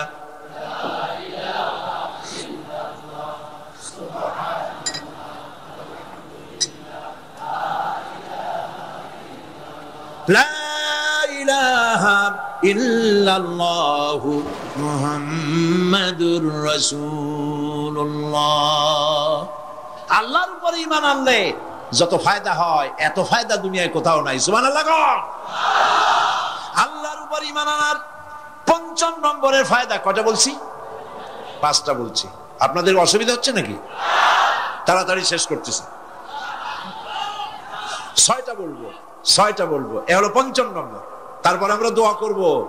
দোয়ার দরকার আছে কিনা এই সময়? ৫ম নম্বরে আল্লাহর উপরে ঈমান আনলে পরে আরেকটি বড় ফায়দা, সেটা হলো কঠিন এবং কঠোর বিপদে আল্লাহ পাক তার মধ্যে অবিচলতার এবং ধৈর্য ধরার তৌফিক দিয়ে দেন। সুবহানাল্লাহ। যত বড় বিপদ আসুক সেই বিপদে মুসিবতে আল্লাহ পাক মুমিনদেরকে আল্লাহর উপরে নির্ভরতা শিখায় দেন। সুবহানাল্লাহ। কারণ মুমিনদের জানা আছে যে ঈমানদারদের বিপদ নতুন কিছু নয়, একেবারে আদম আলাইহিস সালাম থেকে শুরু হয়ে আসছে, ঠিক কিনা? আদম আলাইহিস সালামের বিপদ হয় নাই? আদম আলাইহিস সালামের বিপদ কি? শয়তান। তার বিপদ কি? শয়তান ছিল বিপদ। প্রত্যেক নবীর সময়ই মানুষেরা নবীদের কষ্ট দিয়েছে, তাই নাই? বিশ্বকবি ইকবাল বলেছেন, সতীজা কা রহা হ্যায় अज़ल से ता इमरोज, सतीजा का रहा है अज़ल से ता इमरोज, चरागे मुस्तफा भी से शरारे बुलहबीस। আবহমান কাল থেকে শুরু করে মুহাম্মদ সাল্লাল্লাহু আলাইহি ওয়াসাল্লামের চিরাগকে, নূরকে, ঈমানকে, ইসলামকে নিভায় দেওয়ার জন্য আবু জাহেলের গোষ্ঠীরা চিরকাল চেষ্টা করেছে। সব চেষ্টা কর্পূরের মতো উড়ে গেছে, মুহাম্মদ সাল্লাল্লাহু আলাইহি ওয়াসাল্লামের চিরাগ টিম টিম করে জ্বলতে রয়েছে। আল্লাহ পাক বলছেন, ইউরিদুনা লিইউতফিউ নূরাল্লাহি বিআফওয়াহিহিম ওয়াল্লাহু মুতিম্মু নূরিহি ওয়ালাউ কারিহাল কাফিরুন। ওরা চায় মুখের ফু দিয়া, কারা? কাফেরেরা, ইসলাম সহ্য করতে পারে না যারা, ওরা চায় মুখের ফু দিয়া আমার আলোটাকে নির্বাপিত করে দেবে। আল্লাহ পাক বলেন, ওয়াল্লাহু মুতিম্মু নূরি, আমি আমার নূরকে পূর্ণতা দান করব, তাতে কাফির বেঈমানদের মনের ভিতরে যত জ্বালা হোক, যন্ত্রণা হোক, ওদের কলজা যত পুরুক, ইসলাম তার বিজয় পতাকা নিয়ে উঠবে, কেউ ঠেকাতে পারবে না। আল্লাহ রাব্বুল আলামিন, আল্লাহ পাক বলছেন, ওয়া কাযালিকা জাআলনা লিকুল্লি নাবিয়্যিন আদুওয়াম মিনাল মুজরিমিন। আর এমনি করে আমি সকল নবীর শত্রু বানিয়েছি সব পাপিষ্ঠ অপরাধ প্রবণ লোকদের। শুনছেন কথা? শোনেন নাই? আল্লাহ পাক বলছেন, দুনিয়ার সব নবীদের তাদের জন্য আমি শত্রু বানাইছি। কাদেরকে? যারা সবথেকে বেশি পাপিষ্ঠ, অপরাধ প্রবণ, এরা হচ্ছে নবীর দুশমন। এরা সব নবীদের সাথে দুশমনি করেছে। আজও দেশের আলেমদের সাথে দুশমনি করে সবচাইতে বড় পাপিষ্ঠরা। এটা কোরআন। এটা কি? কোরআন। জোরে বলেন, এটা কি? আল্লাহ রাব্বুল আলামিন বলছেন, ওয়া কাযালিকা জাআলনা লিকুল্লি নাবিয়্যিন আদুওয়াম মিনাল মুজরিমিন। সব পাপীরা, পাপিষ্ঠরা আমার দ্বীনের দাওয়াত যারা দেয় তাদেরকে জীবনের দুশমন মনে করে। কেন? শোনেন, আমি কার ওয়াজ শোনাচ্ছি? কার ওয়াজ শোনাচ্ছি? আমার আল্লাহর ওয়াজ। অপরাধটা কি? নবীদের বিরুদ্ধে, নবীর ওয়ারিস ওয়ারাসাতুল আম্বিয়া কারা, তো তাদের বিরুদ্ধে তাদের অপরাধটা কি? তাদের অপরাধ সম্পর্কে আল্লাহ নিজে বলেন, وَمَا نَقَمُوا مِنْهُمْ إِلَّا أَن يُؤْمِنُوا بِاللَّهِ الْعَزِيزِ الْحَمِيدِ। এদের বিরুদ্ধে অ্যাকশন নেওয়ার আর কোনো অপরাধ ওদের নাই। ওদের একমাত্র অপরাধ, ওরা আল্লাহর জমিনে আল্লাহর আইন প্রতিষ্ঠা করতে চায়। এটাই হচ্ছে অপরাধ। এই অপরাধে নবীদের শাস্তি হয়েছে, নবীরা মার খেয়েছেন, সাহাবায়ে কেরাম মার খেয়েছেন। আমরা তো সাহাবায়ে কেরামের জুতার ধুলার সমানও নই, সুতরাং এগুলি আমাদের পাওনা। এই রক্তের বিনিময়, জীবনের বিনিময় আল্লাহ পাক তার দ্বীনকে প্রতিষ্ঠা করবেন ইনশাআল্লাহ। হযরতে খাব্বাব, বুখারী শুনুন, বুখারীর হাদিস। আমি কোনো কথা বানিয়ে বলি না, আমি লেখাপড়া করি, পড়াশোনা করি, চোখে দেখি, তারপরে কথা বলার চেষ্টা করি। বাজে গপ্প কিস্সা কাহিনী বলার অভ্যাস আমার কোনো কালে ছিল না, নাই। রাসূল করিম সাল্লাল্লাহু আলাইহি ওয়াসাল্লামের মতো মানুষ,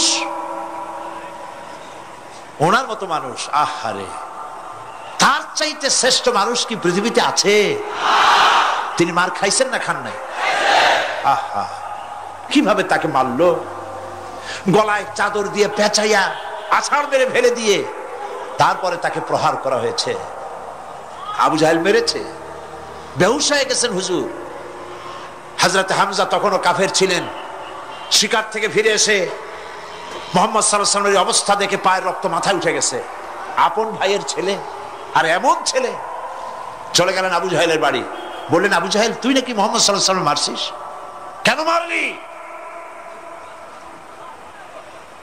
তিনি তো ভালো কথাই বলেন, সব সময় বলেন সত্য কথা বলো, মানুষের উপকার করো, এতিমকে আশ্রয় দাও। এত সুন্দর সুন্দর ভালো ভালো কথা বলেন, তার মতো ভালো মানুষ তো দুনিয়ায় দেখি নেই। মারলি কেন? তুই কি মনে করছিস যে আব্দুল্লাহ মারা গেছে বলে এতিম হয়ে গেছে মুহাম্মদ সাল্লাল্লাহু আলাইহি ওয়াসাল্লাম? তোর মনে রাখা উচিত, আব্দুল্লাহ মারা গেছে, হামজা মরে নাই। হযরত হামজা ধনুক বাইর করলেন, এক বাড়ি মারলেন মাথার উপরে, মাথা ফাটা রক্ত বেরিয়ে গেল। হামজা হন হন করে হেঁটে এলেন রাসূলের কাছে। হুজুরের অসুস্থ দেহ মোবারক কোলে উঠায় নিয়ে বললেন, বাবা, তার মস্তক মোবারক কোলে উঠায় নিয়ে বললেন, আমি আবু জাহেলের মাথা ফাটিয়ে রক্ত বের করে দিয়ে এসেছি, তুমি একটু খুশি হও। হুজুর বললেন, চাচা, কার মাথা ফাটাইছেন, কার রক্ত বের করেছেন, এই কথা বলে তো আমাকে আপনি খুশি করতে পারবেন না। তিনি বললেন, বাবা, তুমি কি হলে খুশি হও? তিনি বললেন, আমি খুশি হই চাচা, তোমার মুখে যদি একটা বার আমি ঈমানের কলেমা শুনতে পাই। হযরতে হামজা বললেন, মুহাম্মদ সাল্লাল্লাহু আলাইহি ওয়াসাল্লাম, আমার বুঝতে মোটেও কষ্ট হয়নি, তুমি কোনো সাধারণ মানুষ নও। সাধারণ মানুষের প্রতিশোধে তুমি বিশ্বাসী হতে, খুশি হতে, প্রতিশোধে বিশ্বাসী হওনি। তুমি অবশ্যই আল্লাহর নবী। আমি আল্লাহকে সাক্ষী রেখে, আমি তোমাকে সাক্ষী রেখে ঈমানের কালেমা ঘোষণা করছি, লা ইলাহা ইল্লাল্লাহু মুহাম্মাদুর রাসূলুল্লাহ। ভাইরা আমার, আল্লাহ দ্বীন প্রতিষ্ঠার জন্য আমার নবীদেরকে কষ্ট করতে হয়েছে, সাহাবায়ে কেরামদেরকে কষ্ট করতে হয়েছে, আল্লাহর ওলিদেরকে। ইমাম আবু হানিফা রাহমাতুল্লাহ আলাইহি 8 বছর জেলের মধ্যে রাখা হয়েছিল। ইমাম আহমদ বিন হাম্বলকে চাবুক মেরে মেরে গায়ের গোশত আর চামড়া তুলে ফেলে দেওয়া হয়েছিল। তারপরেও তারা বাতিলের সামনে মাথা নত করে নাই। এর নাম হচ্ছে ইসলাম। এর নাম কি? বুখারীর হাদিস, হযরত খাব্বাব বিন আরিত রাদিয়াল্লাহু তাআলা আনহু। বুখারীতে হাদিসটা ভাবে এসেছে, ওয়ান খাব্বাব বিন আরিত রাদিয়াল্লাহু তাআলা আনহু আন্নাহু قال قال شكونا الى رسول الله صلى الله عليه وسلم وهو متوسد بردة له في ظل الكعبة। তিনি বললেন, আমরা রাসূলের কাছে গেলাম, যাই দেখি রাসূল করিম সাল্লাল্লাহু আলাইহি ওয়াসাল্লাম কাবা শরীফের ছায়ায় আরাম ফরমাচ্ছেন। আমরা কাছে গিয়ে বললাম, আলা তাস্তানসিরু লানা আলা তাদউ লানা ইয়া রাসূলুল্লাহ, হে রাসূল, আপনি কি আমাদের জন্য দোয়া করবেন না?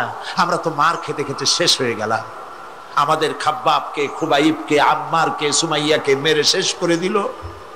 ওরা আমাদেরকে না খাওয়ায় রাখে, সারা রাত খেতে দেয় না, ঘুমাতে দেয় না। তারা আমাদের বেলালকে মেরে মেরে রক্তাক্ত করে উত্তপ্ত মরুভূমির উপরে চিৎ করে শোয়ায়, বুকের উপরে পাথর চাপা দিয়ে রেখেছে। ওরা সাহাবায়ে কেরামদেরকে মারতেছে, না খাওয়ায় রাখতেছে। হুজুর, আপনি কি আল্লাহর কাছে দোয়া করবেন না? এখনো কি দোয়ার সময় আসে নাই?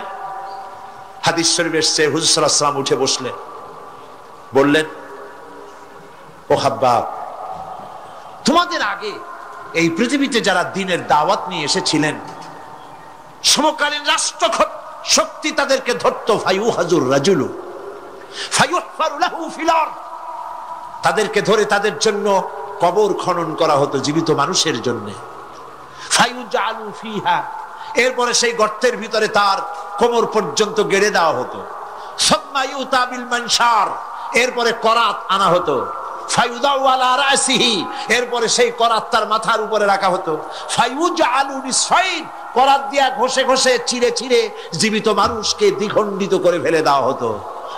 মা ইয়াসুদ্দুহু যালিকা আন দীনিহি, এত কষ্ট দেওয়ার পরেও আল্লাহর গোলামদেরকে এক চুল জায়গা দিন থেকে সরায় দেওয়া যায় নাই। ওয়াল্লাহি ওয়াল্লাহি, ও খাব্বাব, আমি আল্লাহর নামে কসম করি, লাইউতাম্মান্নাল্লাহু হাদাল আমরা হাত্তা ইয়াসিরু রাকিবু মিন সানআ ইলা হাদরামাউত। আমি আমার আল্লাহর নামে কসম করি। কে কসম করছে? সুবহানাল্লাহ বলবেন না? রাসূলুল্লাহ কসম করছেন, আমি কসম করি আল্লাহর, সেদিন বেশি দূরে নয় যেদিন ইয়েমেনের রাজধানী সানা থেকে শুরু করে হাজরামাউত পর্যন্ত হাজার হাজার মাইল সওদাগরেরা তাদের পণ্য নিয়ে, মহিলারা তাদের সৌন্দর্যের পসরা নিয়ে একাকিনী অথবা দলবদ্ধভাবে যাতায়াত করবে মরুভূমির উপর দিয়ে। লা ইয়াখাফু ইল্লাল্লাহ, আল্লাহ ছাড়া তাদের অন্তঃকরণে কোনো ভয় থাকবে না। ওয়ালাকিন্নাকুম তাস্তাজিলুন, তোমরা বড্ড তাড়াহুড়ো করছো, অপেক্ষা করো, সেরকম সময় আসবে। রাসূল করিম সাল্লাল্লাহু আলাইহি সাল্লাম সেরকমের সময় দিতে পেরেছিলেন নাকি পারেন নাই? পেরেছিলেন কিনা? সেজন্য রক্ত দিতে হয়েছে, সেজন্য মার খেতে হয়েছে, সেজন্য জেলে যেতে হয়েছে। রাসূল করিম সাল্লাল্লাহু আলাইহি সাল্লামকে, জেল তো নতুন কিছু নয়। ইউসুফ আলাইহিস সালাম জেলে থাকেন নাই? জেলে থাকেন নাই? থেকেছে। রাসূল করিম সাল্লাল্লাহু আলাইহি সাল্লাম জেলে ছিলেন না? সেই জেল এরকমের দেওয়ালে ঘেরা জেল নয়, পাহাড়ে ঘেরা, চতুর্দিক থেকে পাহাড়ে ঘেরা শিয়াবে আবি তালেব। 3 বছর, কতদিন? টানা 3 বছর রাসূল, তার সাহাবী, তাদের স্ত্রীরা, বাচ্চা বাচ্চা ছেলেপেলেরা 3 বছরের মধ্যে সরকার ঘোষণা করেছে এদের সঙ্গে কথা বলবে না, বাজার ঘাটে যেতে পারবে না, কেনা বেচা করতে পারবে না, সামাজিক বয়কট। সামাজিক ভাবে বয়কট করে রেখেছে। সাথে যা ছিল খাবারগুলি শেষ হয়ে গেছে। তারপরে উট ছিল, ভেড়া ছিল, খাইয়ে শেষ হয়ে গেছে। এরপরে যখন কিছু নাই, উটের চামড়া ভিজায়া ভিজায়া, শুকনা চামড়া ভিজায় খেয়েছে। যুবকেরা ক্ষুধার যন্ত্রণায় বাবলা গাছের পাতাগুলি চাবায় খাইতে গিয়া কাটা ফুটে জিহ্বা থেকে রক্ত পড়েছে। বাচ্চা ছেলেপেলেগুলি মায়ের বুকে দুধ পায় নাই, না পায়া বাচ্চারা চিৎকার করে উঠেছে। এই চিৎকার, ক্ষুধার জ্বালার এই চিৎকারের আওয়াজ শুনে কাফেরেরা চতুর্দিকে অট্ট হাসিতে ফেটে পড়েছে। সুতরাং জেল জুলুম মুসলমানদের জন্য, আলেমদের জন্য, পীর বুজুর্গদের জন্য নতুন কিছু নয়। এই জুলম, এই অত্যাচারের পরেই আল্লাহ পাকের দ্বীন কায়েম হয়েছিল মদিনায়। রাসূলুল্লাহ বলেছিলেন, খায়রুল কুরুনি কারনি, সর্বশ্রেষ্ঠ যুগ আমার যুগ। বন্ধুগণ, আল্লাহর উপরে ঈমান আনলে মানুষের ভিতরে এ ধরনের অবিচলতা আসে, বিপদে ধৈর্য ধরার হিম্মত পয়দা হয়ে যায়। সুবহানাল্লাহ বলো। মুসা আলাইহিস সালাম কে? মুসা আলাইহিস সালাম কোরআন ওয়াজ করতেছে। সুবহানাল্লাহ বলে। গল্প করতেছি না কোরআন শোনাচ্ছি? গল্প করতেছি না হাদিস শোনাচ্ছি? আল্লাহ রাব্বুল আলামিন বলেন, ফিরআউন মুসা আলাইহিস সালামকে চতুর্দিক থেকে, 3 দিক থেকে ঘেরাও করেছে। একদিকে দরিয়া, 3 দিকে ফেরাউনের সৈন্যরা কোরআন শরীফে ঘটনা এভাবে তুলতেছে, ফালাম্মা তারাআল জামআন ক্বালা আসহাবু মূসা ইন্না লামুদরাকুন। মূসা আলাইহিস সালামের সাথীরা বলছেন, হে মূসা, আমরা তো পাকড়াও হয়ে গেছি, পালাবার কোনো পথ নাই, মরছি। মূসা আলাইহিস সালাম ভয় পাইছিলেন নাকি? ঈমান কারে বলে? হযরত মূসা আলাইহিস সালাম বললেন, কাল্লা ইন্না মা'য়া রাব্বী সায়াহদিন। নিশ্চয়ই নয়, অবশ্যই নয়, রব্বী সায়াহদিন, আমার প্রভু অবশ্যই, সিন দিয়ে বোঝানো হচ্ছে অবশ্যই আমার রব আমার জন্য রাস্তা করে দেবেন। এর নাম ঈমান। সুবহানাল্লাহ বলেন। এর নাম ঈমান। চতুর্দিক থেকে বিপদ ঘনীভূত, বেরোবার কোন রাস্তা নাই, ওর মধ্য দিয়ে ওমাইয়াত্তাকিল্লাহা ইয়াজআল লাহু মাখরাজা, কোন রাস্তা নাই, চতুর্দিকে অন্ধকার। এরপরে যদি বান্দা আমার উপরে ভয় করে, আমাকে ভালোবাসে, আমাকে ভয় করে, সবর ইখতিয়ার করে, অন্ধকারের ভেতর থেকে নিশ্ছিদ্র অন্ধকারের ভেতর দিয়ে আলোর রশ্মি বের করে মুমিনদের যাওয়ার জন্য রাস্তা করে দেব। মূসা আলাইহিস সালাম বললেন, ভয় পাইও না, আল্লাহ আমাদের পথ তৈরি করে দিবেন। আল্লাহ রাব্বুল আলামিন হযরত মূসা আলাইহিস সালামকে বললেন, হাতের লাঠি দিয়া দরিয়ার উপরে আঘাত করো। মূসা আলাইহিস সালাম আঘাত করলেন। রাস্তা দরকার ছিল একটা, মূসা আলাইহিস সালামের এক আঘাতে রব্বুল আলামিন দরিয়ার ভিতরে মূসা আলাইহিস সালাম এবং তার সাথী সঙ্গীদের পারাপারের জন্য 12টা রাস্তা পয়দা করে দিলেন। গল্প না কোরআন। রাস্তা তৈরি হয়ে গেল 12টা, সব পার হয়ে গেল। ফেরাউন তার দলবল নিয়ে আসছে। আল্লাহ রাব্বুল আলামিন বলেন, ওয়া আনজাইনা মূসা ওয়া মান মাআহু আজমাইন সুম্মা আগরাকনাল আখারিন। মূসা আলাইহিস সালামকে পার করলাম, পিছনে যারা আসতেছিল, কারা আসতেছিল? ফেরাউন। ফেরাউন আসছে তার দলবল নিয়ে। আসে রাস্তা দেখিয়া মনে করছে ওর বাজানের তৈরি করে রাস্তা, দলবল নিয়ে নামছে। দরিয়ার মাঝখানে এলো, আল্লাহ পাক অর্ডার করলেন কুন, ব্যাস রাস্তা বন্ধ হয়ে গেল। রাস্তা কি হয়ে গেল? শুরু হয়ে গেল চুবনি। পানির ভিতরে চুবনি খাচ্ছে, নিচে যায়, উপরে ওঠে। পানি খাইতে খাইতে পেট পটকা মাছের মতো এরকম মোটা হয়ে গেছে। ডুবে ডুবে সব মরছে। এখন ফেরাউন একা, কেউ নাই। ফেরাউন একা। ফেরাউন পানির ভিতরে চুবনি খেতে খেতে তুমানের ভিতর থেকে নাক একটু জাগায় আর বলে, আমানতু আন্নাহু লা ইলাহা ইল্লাল্লাযী আমানাত বিহি বানু ইসরাঈল। ও আল্লাহ, তুমি ছাড়া কোনো ইলাহ নাই, আমি ঈমান আনলাম ওই আল্লাহর উপরে। বনি ইসরাঈল ঈমান আনছে যার উপরে, কাজী বনি ইসরাঈলদের পার করে দিয়েছো, আমারও পার করো। আল্লাহ তুমি রক্ষা করো, আমি তো মুসলমান। ওয়া আনা মিনাল মুসলিমিন, আমি তো মুসলমান, কলেমা পড়লাম, তারপরও চুবাও কেন? আল্লাহ রাব্বুল আলামিন বলেন, আল আন, এখন ওয়াকাদ আসাইতা ক্বাবলু ওয়া কুনতা মিনাল মুফসিদিন, এখন ঈমান আনতেছ, আর এর পূর্বে আমার দিন যারা জমিনে প্রতিষ্ঠিত করতে চেয়েছে তাদেরকে জেল দিয়েছো, জুলুম করেছো, অত্যাচার করেছো। আজ তোমাকে ছাড়বো না, তোমাকে শুধু মারবই না, আলিয়াউমা নুনাজ্জিকা বিবাদানিক, আলিয়াউমা নুনাজ্জিকা বিবাদানিক, আমি তোরে শুধু মারবই না। কে বলতেছেন? জোরে বলেন, কে বলতেছেন? আমি তোরে শুধু মারবই না, আল ইয়াউমা নুনাজ্জিকা বিবাদানিক, আমি তোর শরীরটারে বাঁচায় দেব। তোর শরীর পানিতে পচবে না, পোকায় খাবে না, মাটিতে পচাবে না, তোরে আমি শুটকি বানায় রাখবো। কিয়ামত পর্যন্ত দুনিয়ায় যত ফেরাউন আর ফেরাউনের বাচ্চারা আসে, তোরে দেখে যেন তারা ইতিহাস স্মরণ করে। আলামিন কোরআনে কারীমের মধ্যে পরিষ্কার করে মানুষদেরকে বুঝায় দিয়েছেন, আল্লাহর উপর ঈমান আনলে পরে তার হিম্মত বেড়ে যায়, মনের বল বেড়ে যায়। সুবহানাল্লাহ। হযরত রাসূল করিম সাল্লাল্লাহু আলাইহি ওয়াসাল্লাম কাফের বেঈমানেরা চতুর্দিক থেকে বাড়ি ঘেরাও করে রেখেছে, পালাবার কোনো পথ নাই। ঘুমেছিলেন তিনি, জিবরাইল এসে বলেন, ইয়া রাসূলুল্লাহ, ঘুমের থেকে জাগুন, আল্লাহ আপনাকে সালাম বলেছেন আর আপনাকে হিজরত করার জন্য মদিনায় আল্লাহর অর্ডার করেছেন। বাড়ির চতুর্দিকে কাফেররা তরবারি নিয়ে দাঁড়ানো। নবীজি ঘুমের থেকে জেগে হযরত আলীকে ডেকে বলেন, আলী রে, আমার বিছানায় আমার চাদর মুড়ি দিয়া ঘুমায় থাকো, আল্লাহ আমাকে অর্ডার করেছেন, আমি মদিনায় চললাম। হযরত আলী হুজুরের দিকে তাকায় বলেন, ইয়া রাসূলুল্লাহ, আপনার বিছানায় আপনার চাদর মুড়ি দিয়ে আমি ঘুমায় থাকবো, সকালবেলায় কাফের বেঈমানেরা এই ঘরের মধ্যে প্রবেশ করে আপনার কম্বলের নিচে আমারে দেখে তারা মুহাম্মদ মনে করে আমারই তারা কেটে কেটে টুকরা টুকরা করে দেবে।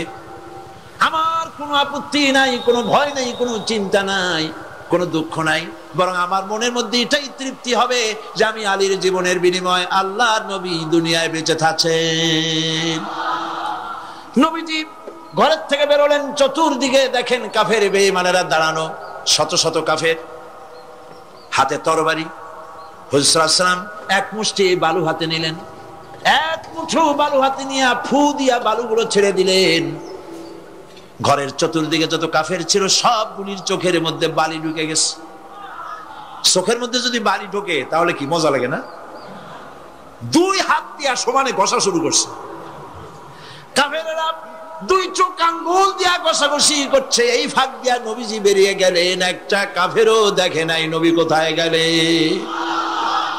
আল্লাহ পাক পরবর্তী সময়ে নবীজিকে শোনায় দিলেন, ওয়ামা রামাইতা ইয রামাইতা ওয়ালাকিন্নাল্লাহ রামা। নবী, আপনি নিক্ষেপ করেন নাই যখন আপনি নিক্ষেপ করছিলেন, আপনি তো শুধু ধুলাগুলো ধরে এমনি ছাড়ছেন। ঘরের চতুর্দিকে সমস্ত কাফেরদের চোখে বালি পৌঁছে দেওয়ার দায়িত্ব আমার কুদরত গ্রহণ করেছিল। নবীজি হযরত আবু বকরের বাড়িতে এলেন, দরজায় দাঁড়িয়ে নক করেছেন, ভেতর থেকে আওয়াজ এলো। হুজুর বললেন, ইয়া আবু বকর। হযরত আবু বকর পিছন থেকে দরজার মধ্য থেকে ঘরের মধ্য থেকে জবাব দিলেন, লাব্বাইকা ওয়া সাদাইকা ইয়া রাসূলুল্লাহ। হুজুর প্রশ্ন করলেন, আবু বকর, গভীর রাত্রে জিবরাইল আমারে ঘুম থেকে জাগাইলো, তোমারে জাগাইলো কে? এক ডাকে উঠলা কেমনে? হযরত আবু বকর বলেন, ইয়া রাসূলুল্লাহ, আপনি আমারে নিয়ে হিজরত করবেন বলেছিলেন, আমি চিন্তা করেছি না জানি কত রাত্রে নবীজি আসেন, আর আমার দরজায় দাঁড়ায়া নবীজি আমারে ডাকবেন, আমি থাকবো শুয়া, বেয়াদবি হয়ে যাবে। এই জন্য বিছানায় না ঘুমায়া আপনার পবিত্র জবানের ডাক শোনার জন্য এত রাত ধরে এই দরজার সঙ্গে দাঁড়ায়া দাঁড়ায়া ঘুমাইতেছিলাম। নবীজি হযরত আবু বকর রাদিয়াল্লাহু তাআলা আনহুকে সঙ্গে করে নিয়া মদিনার পথ পরিহার করে মিসফালার মধ্য দিয়ে যারা হজে গেছেন দেখে আসছেন, মিসফালা জাবালে কেদোয়া, মিসফালার উপর দিয়া জাবালে কেদোয়ার উপর দিয়া আরো একটা পাহাড় পাড়ি দিয়া জাবালে সুরে চড়ে গেলেন। সন্ধ্যা হয়ে গেল, ফজর হয়ে কি বলে ফজরের রক্ত হয়ে গেল। হযরত আবু বকর বলেন, ইয়া রাসূলুল্লাহ, পালাবার উপায় নাই, ধরা পড়ে যাব, তাড়াতাড়ি চলেন গুহার মধ্যে ঢুকি। তবে পাহাড়ে গুহা, সাপ থাকতে পারে, বিচ্ছু থাকতে পারে, আমি আগে ঢুকি, কোনো বিপদ হয় আমার উপরে হয়ে যাক, আল্লাহর নবী সুস্থ থাকুক। হযরত আবু বকর কি মহব্বত, নিজের জীবনের চাইতে রাসূলের মহব্বত বেশি। সুবহানাল্লাহ। এই জন্য নবীজি বলেছেন, ও আমার সাহাবীরা, तमाम পৃথিবীর সমস্ত মুমিনের ঈমান যদি এক পাল্লায় রাখা হয় আর একা আবু বকরের ঈমানটা যদি আর এক পাল্লায় রাখা হয়, তোমরা দেখতে পাবে तमाम পৃথিবীর মুমিনের ঈমানের তুলনায় এক আবু বকরের ঈমানের পাল্লাটা ভারী হয়ে গেছে।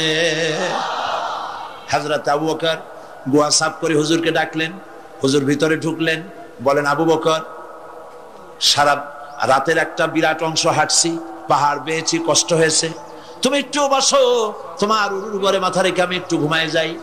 হুজুর ঘুমায় গেলেন। হযরত আবু বকর লক্ষ্য করলেন গুহার গায়ে অনেকগুলি ছিদ্র, এই ছিদ্র দিয়া বড় বড় সাপ বেরোতে পারে, বিচ্ছু বেরোতে পারে, পাহাড়ে কি বেরোয় ভয় পেলেন তিনি। তিনি জামা ছিঁড়ে ছিঁড়ে চাদর ছিঁড়ে ছিঁড়ে গর্তগুলি বন্ধ করতে লাগলেন। কয়েকটা গর্ত বন্ধ করা গেল না, কাপড় শেষ। এবার তিনি নিজের পা দিয়া গর্ত বন্ধ করে বসে আছেন। বিষধর এক সাপ বহু চেষ্টা করেছে বেরোবার, কোনো পথ না পেয়ে ছিদ্র পথে বেরিয়ে এসে হযরত আবু বকরের পায়ের উপরে দংশন করেছে। হযরত আবু বকর বিষের যন্ত্রণায় চোখ দিয়ে পানি পড়ছে। চোখের পানি দেখে রাসূলুল্লাহ ঘুম ভেঙে গেল। ঘুম ভেঙে হুজুর দেখেন হযরত আবু বকরের চোখে পানি। হযরত রাসূল জিজ্ঞেস করেন, আবু বকর কাঁদো কেন? বাড়ির কথা মনে পড়লো নাকি? বউ বাচ্চার কথা মনে পড়লো নাকি? কাঁদো কেন? হযরত আবু বকর বলেন, ইয়া রাসূলুল্লাহ, যেই দিন কালেমা পড়ে ঈমান এনেছি সেদিন থেকে আমার জীবন, আমার স্ত্রী পুত্র পরিজনের চাইতে, আমার জীবনের চাইতে আপনাকে বেশি ভালোবাসি। হুজুর বলেন, কাঁদো কেন? হযরত আবু বকর সাপের দংশনের কথা বললেন, যন্ত্রণায় কাঁদতেছি। হুজুর মুখ থেকে একটুখানি থুতু মোবারক বার করে দংশিত জায়গায় লাগাই দিলেন, যন্ত্রণা বন্ধ হয়ে গেল। হযরত রাসূল বলেন, আবু বকর, যখনই দংশন করেছিল আমার উঠাও নাই কেন? তোমারটা তো কষ্ট করা লাগতো না। হযরত আবু বকর বলেন, ইয়া রাসূলুল্লাহ, সাপের বিষের দংশনের যন্ত্রণায় কষ্ট করেছি। আমার কলিজাটা যদি জ্বলে পুড়ে জর্জরিত হয়ে যেত, রাসূলুল্লাহ আরাম ফরমাচ্ছিলেন, আমি সেই আরামে বিঘ্ন ঘটাতে পারতাম না। ইত্তাবসারে কাফির বেঈমানেরা খুঁজতে খুঁজতে বুখারী শরীফের হাদিসে এসেছে, ওই গুহার কাছে এসে গেছে। এখন কেউ বলে একজন বলে এরই মধ্যে আছে, আর একজন বলে নাই। একজন বলে যদি থাকতো তাহলে উপরে মাকড়াসার জাল কেমনে, কবুতরের ডিম পাড়িয়ে সেখানে বসে আছে কেমনে? একজন বলে আছে, আর একজন বলে নাই। হযরত আবু বকর বলেন, হুজুর ভয় পেয়ে গেছি, আমরা তো ধরা পড়ে যাব। হযরত আবু বকর রীতিমতো ভয়তে কেঁদে ফেলে দিলেন। আল্লাহর নবী হযরত আবু বকরকে বিরাট বিপদের মধ্যে, এমন গুহা, বসলে পরে মাথা দেখা যায়, শুয়ে হাঁটু উঁচু করলে হাঁটু দেখা যায়, স্বল্প পরিসর, অগভীর ছোট্ট গুহা, আমরা ধরা পড়ে গেছি, উপায় নাই। আল্লাহর নবী হযরত আবু বকরকে কি বলি সান্ত্বনা দিয়েছিলেন, কোরআন শরীফে আল্লাহ পাক তা উঠায় দিয়েছেন। ইযহুমা ফিল গার ইয ইয়াকুলু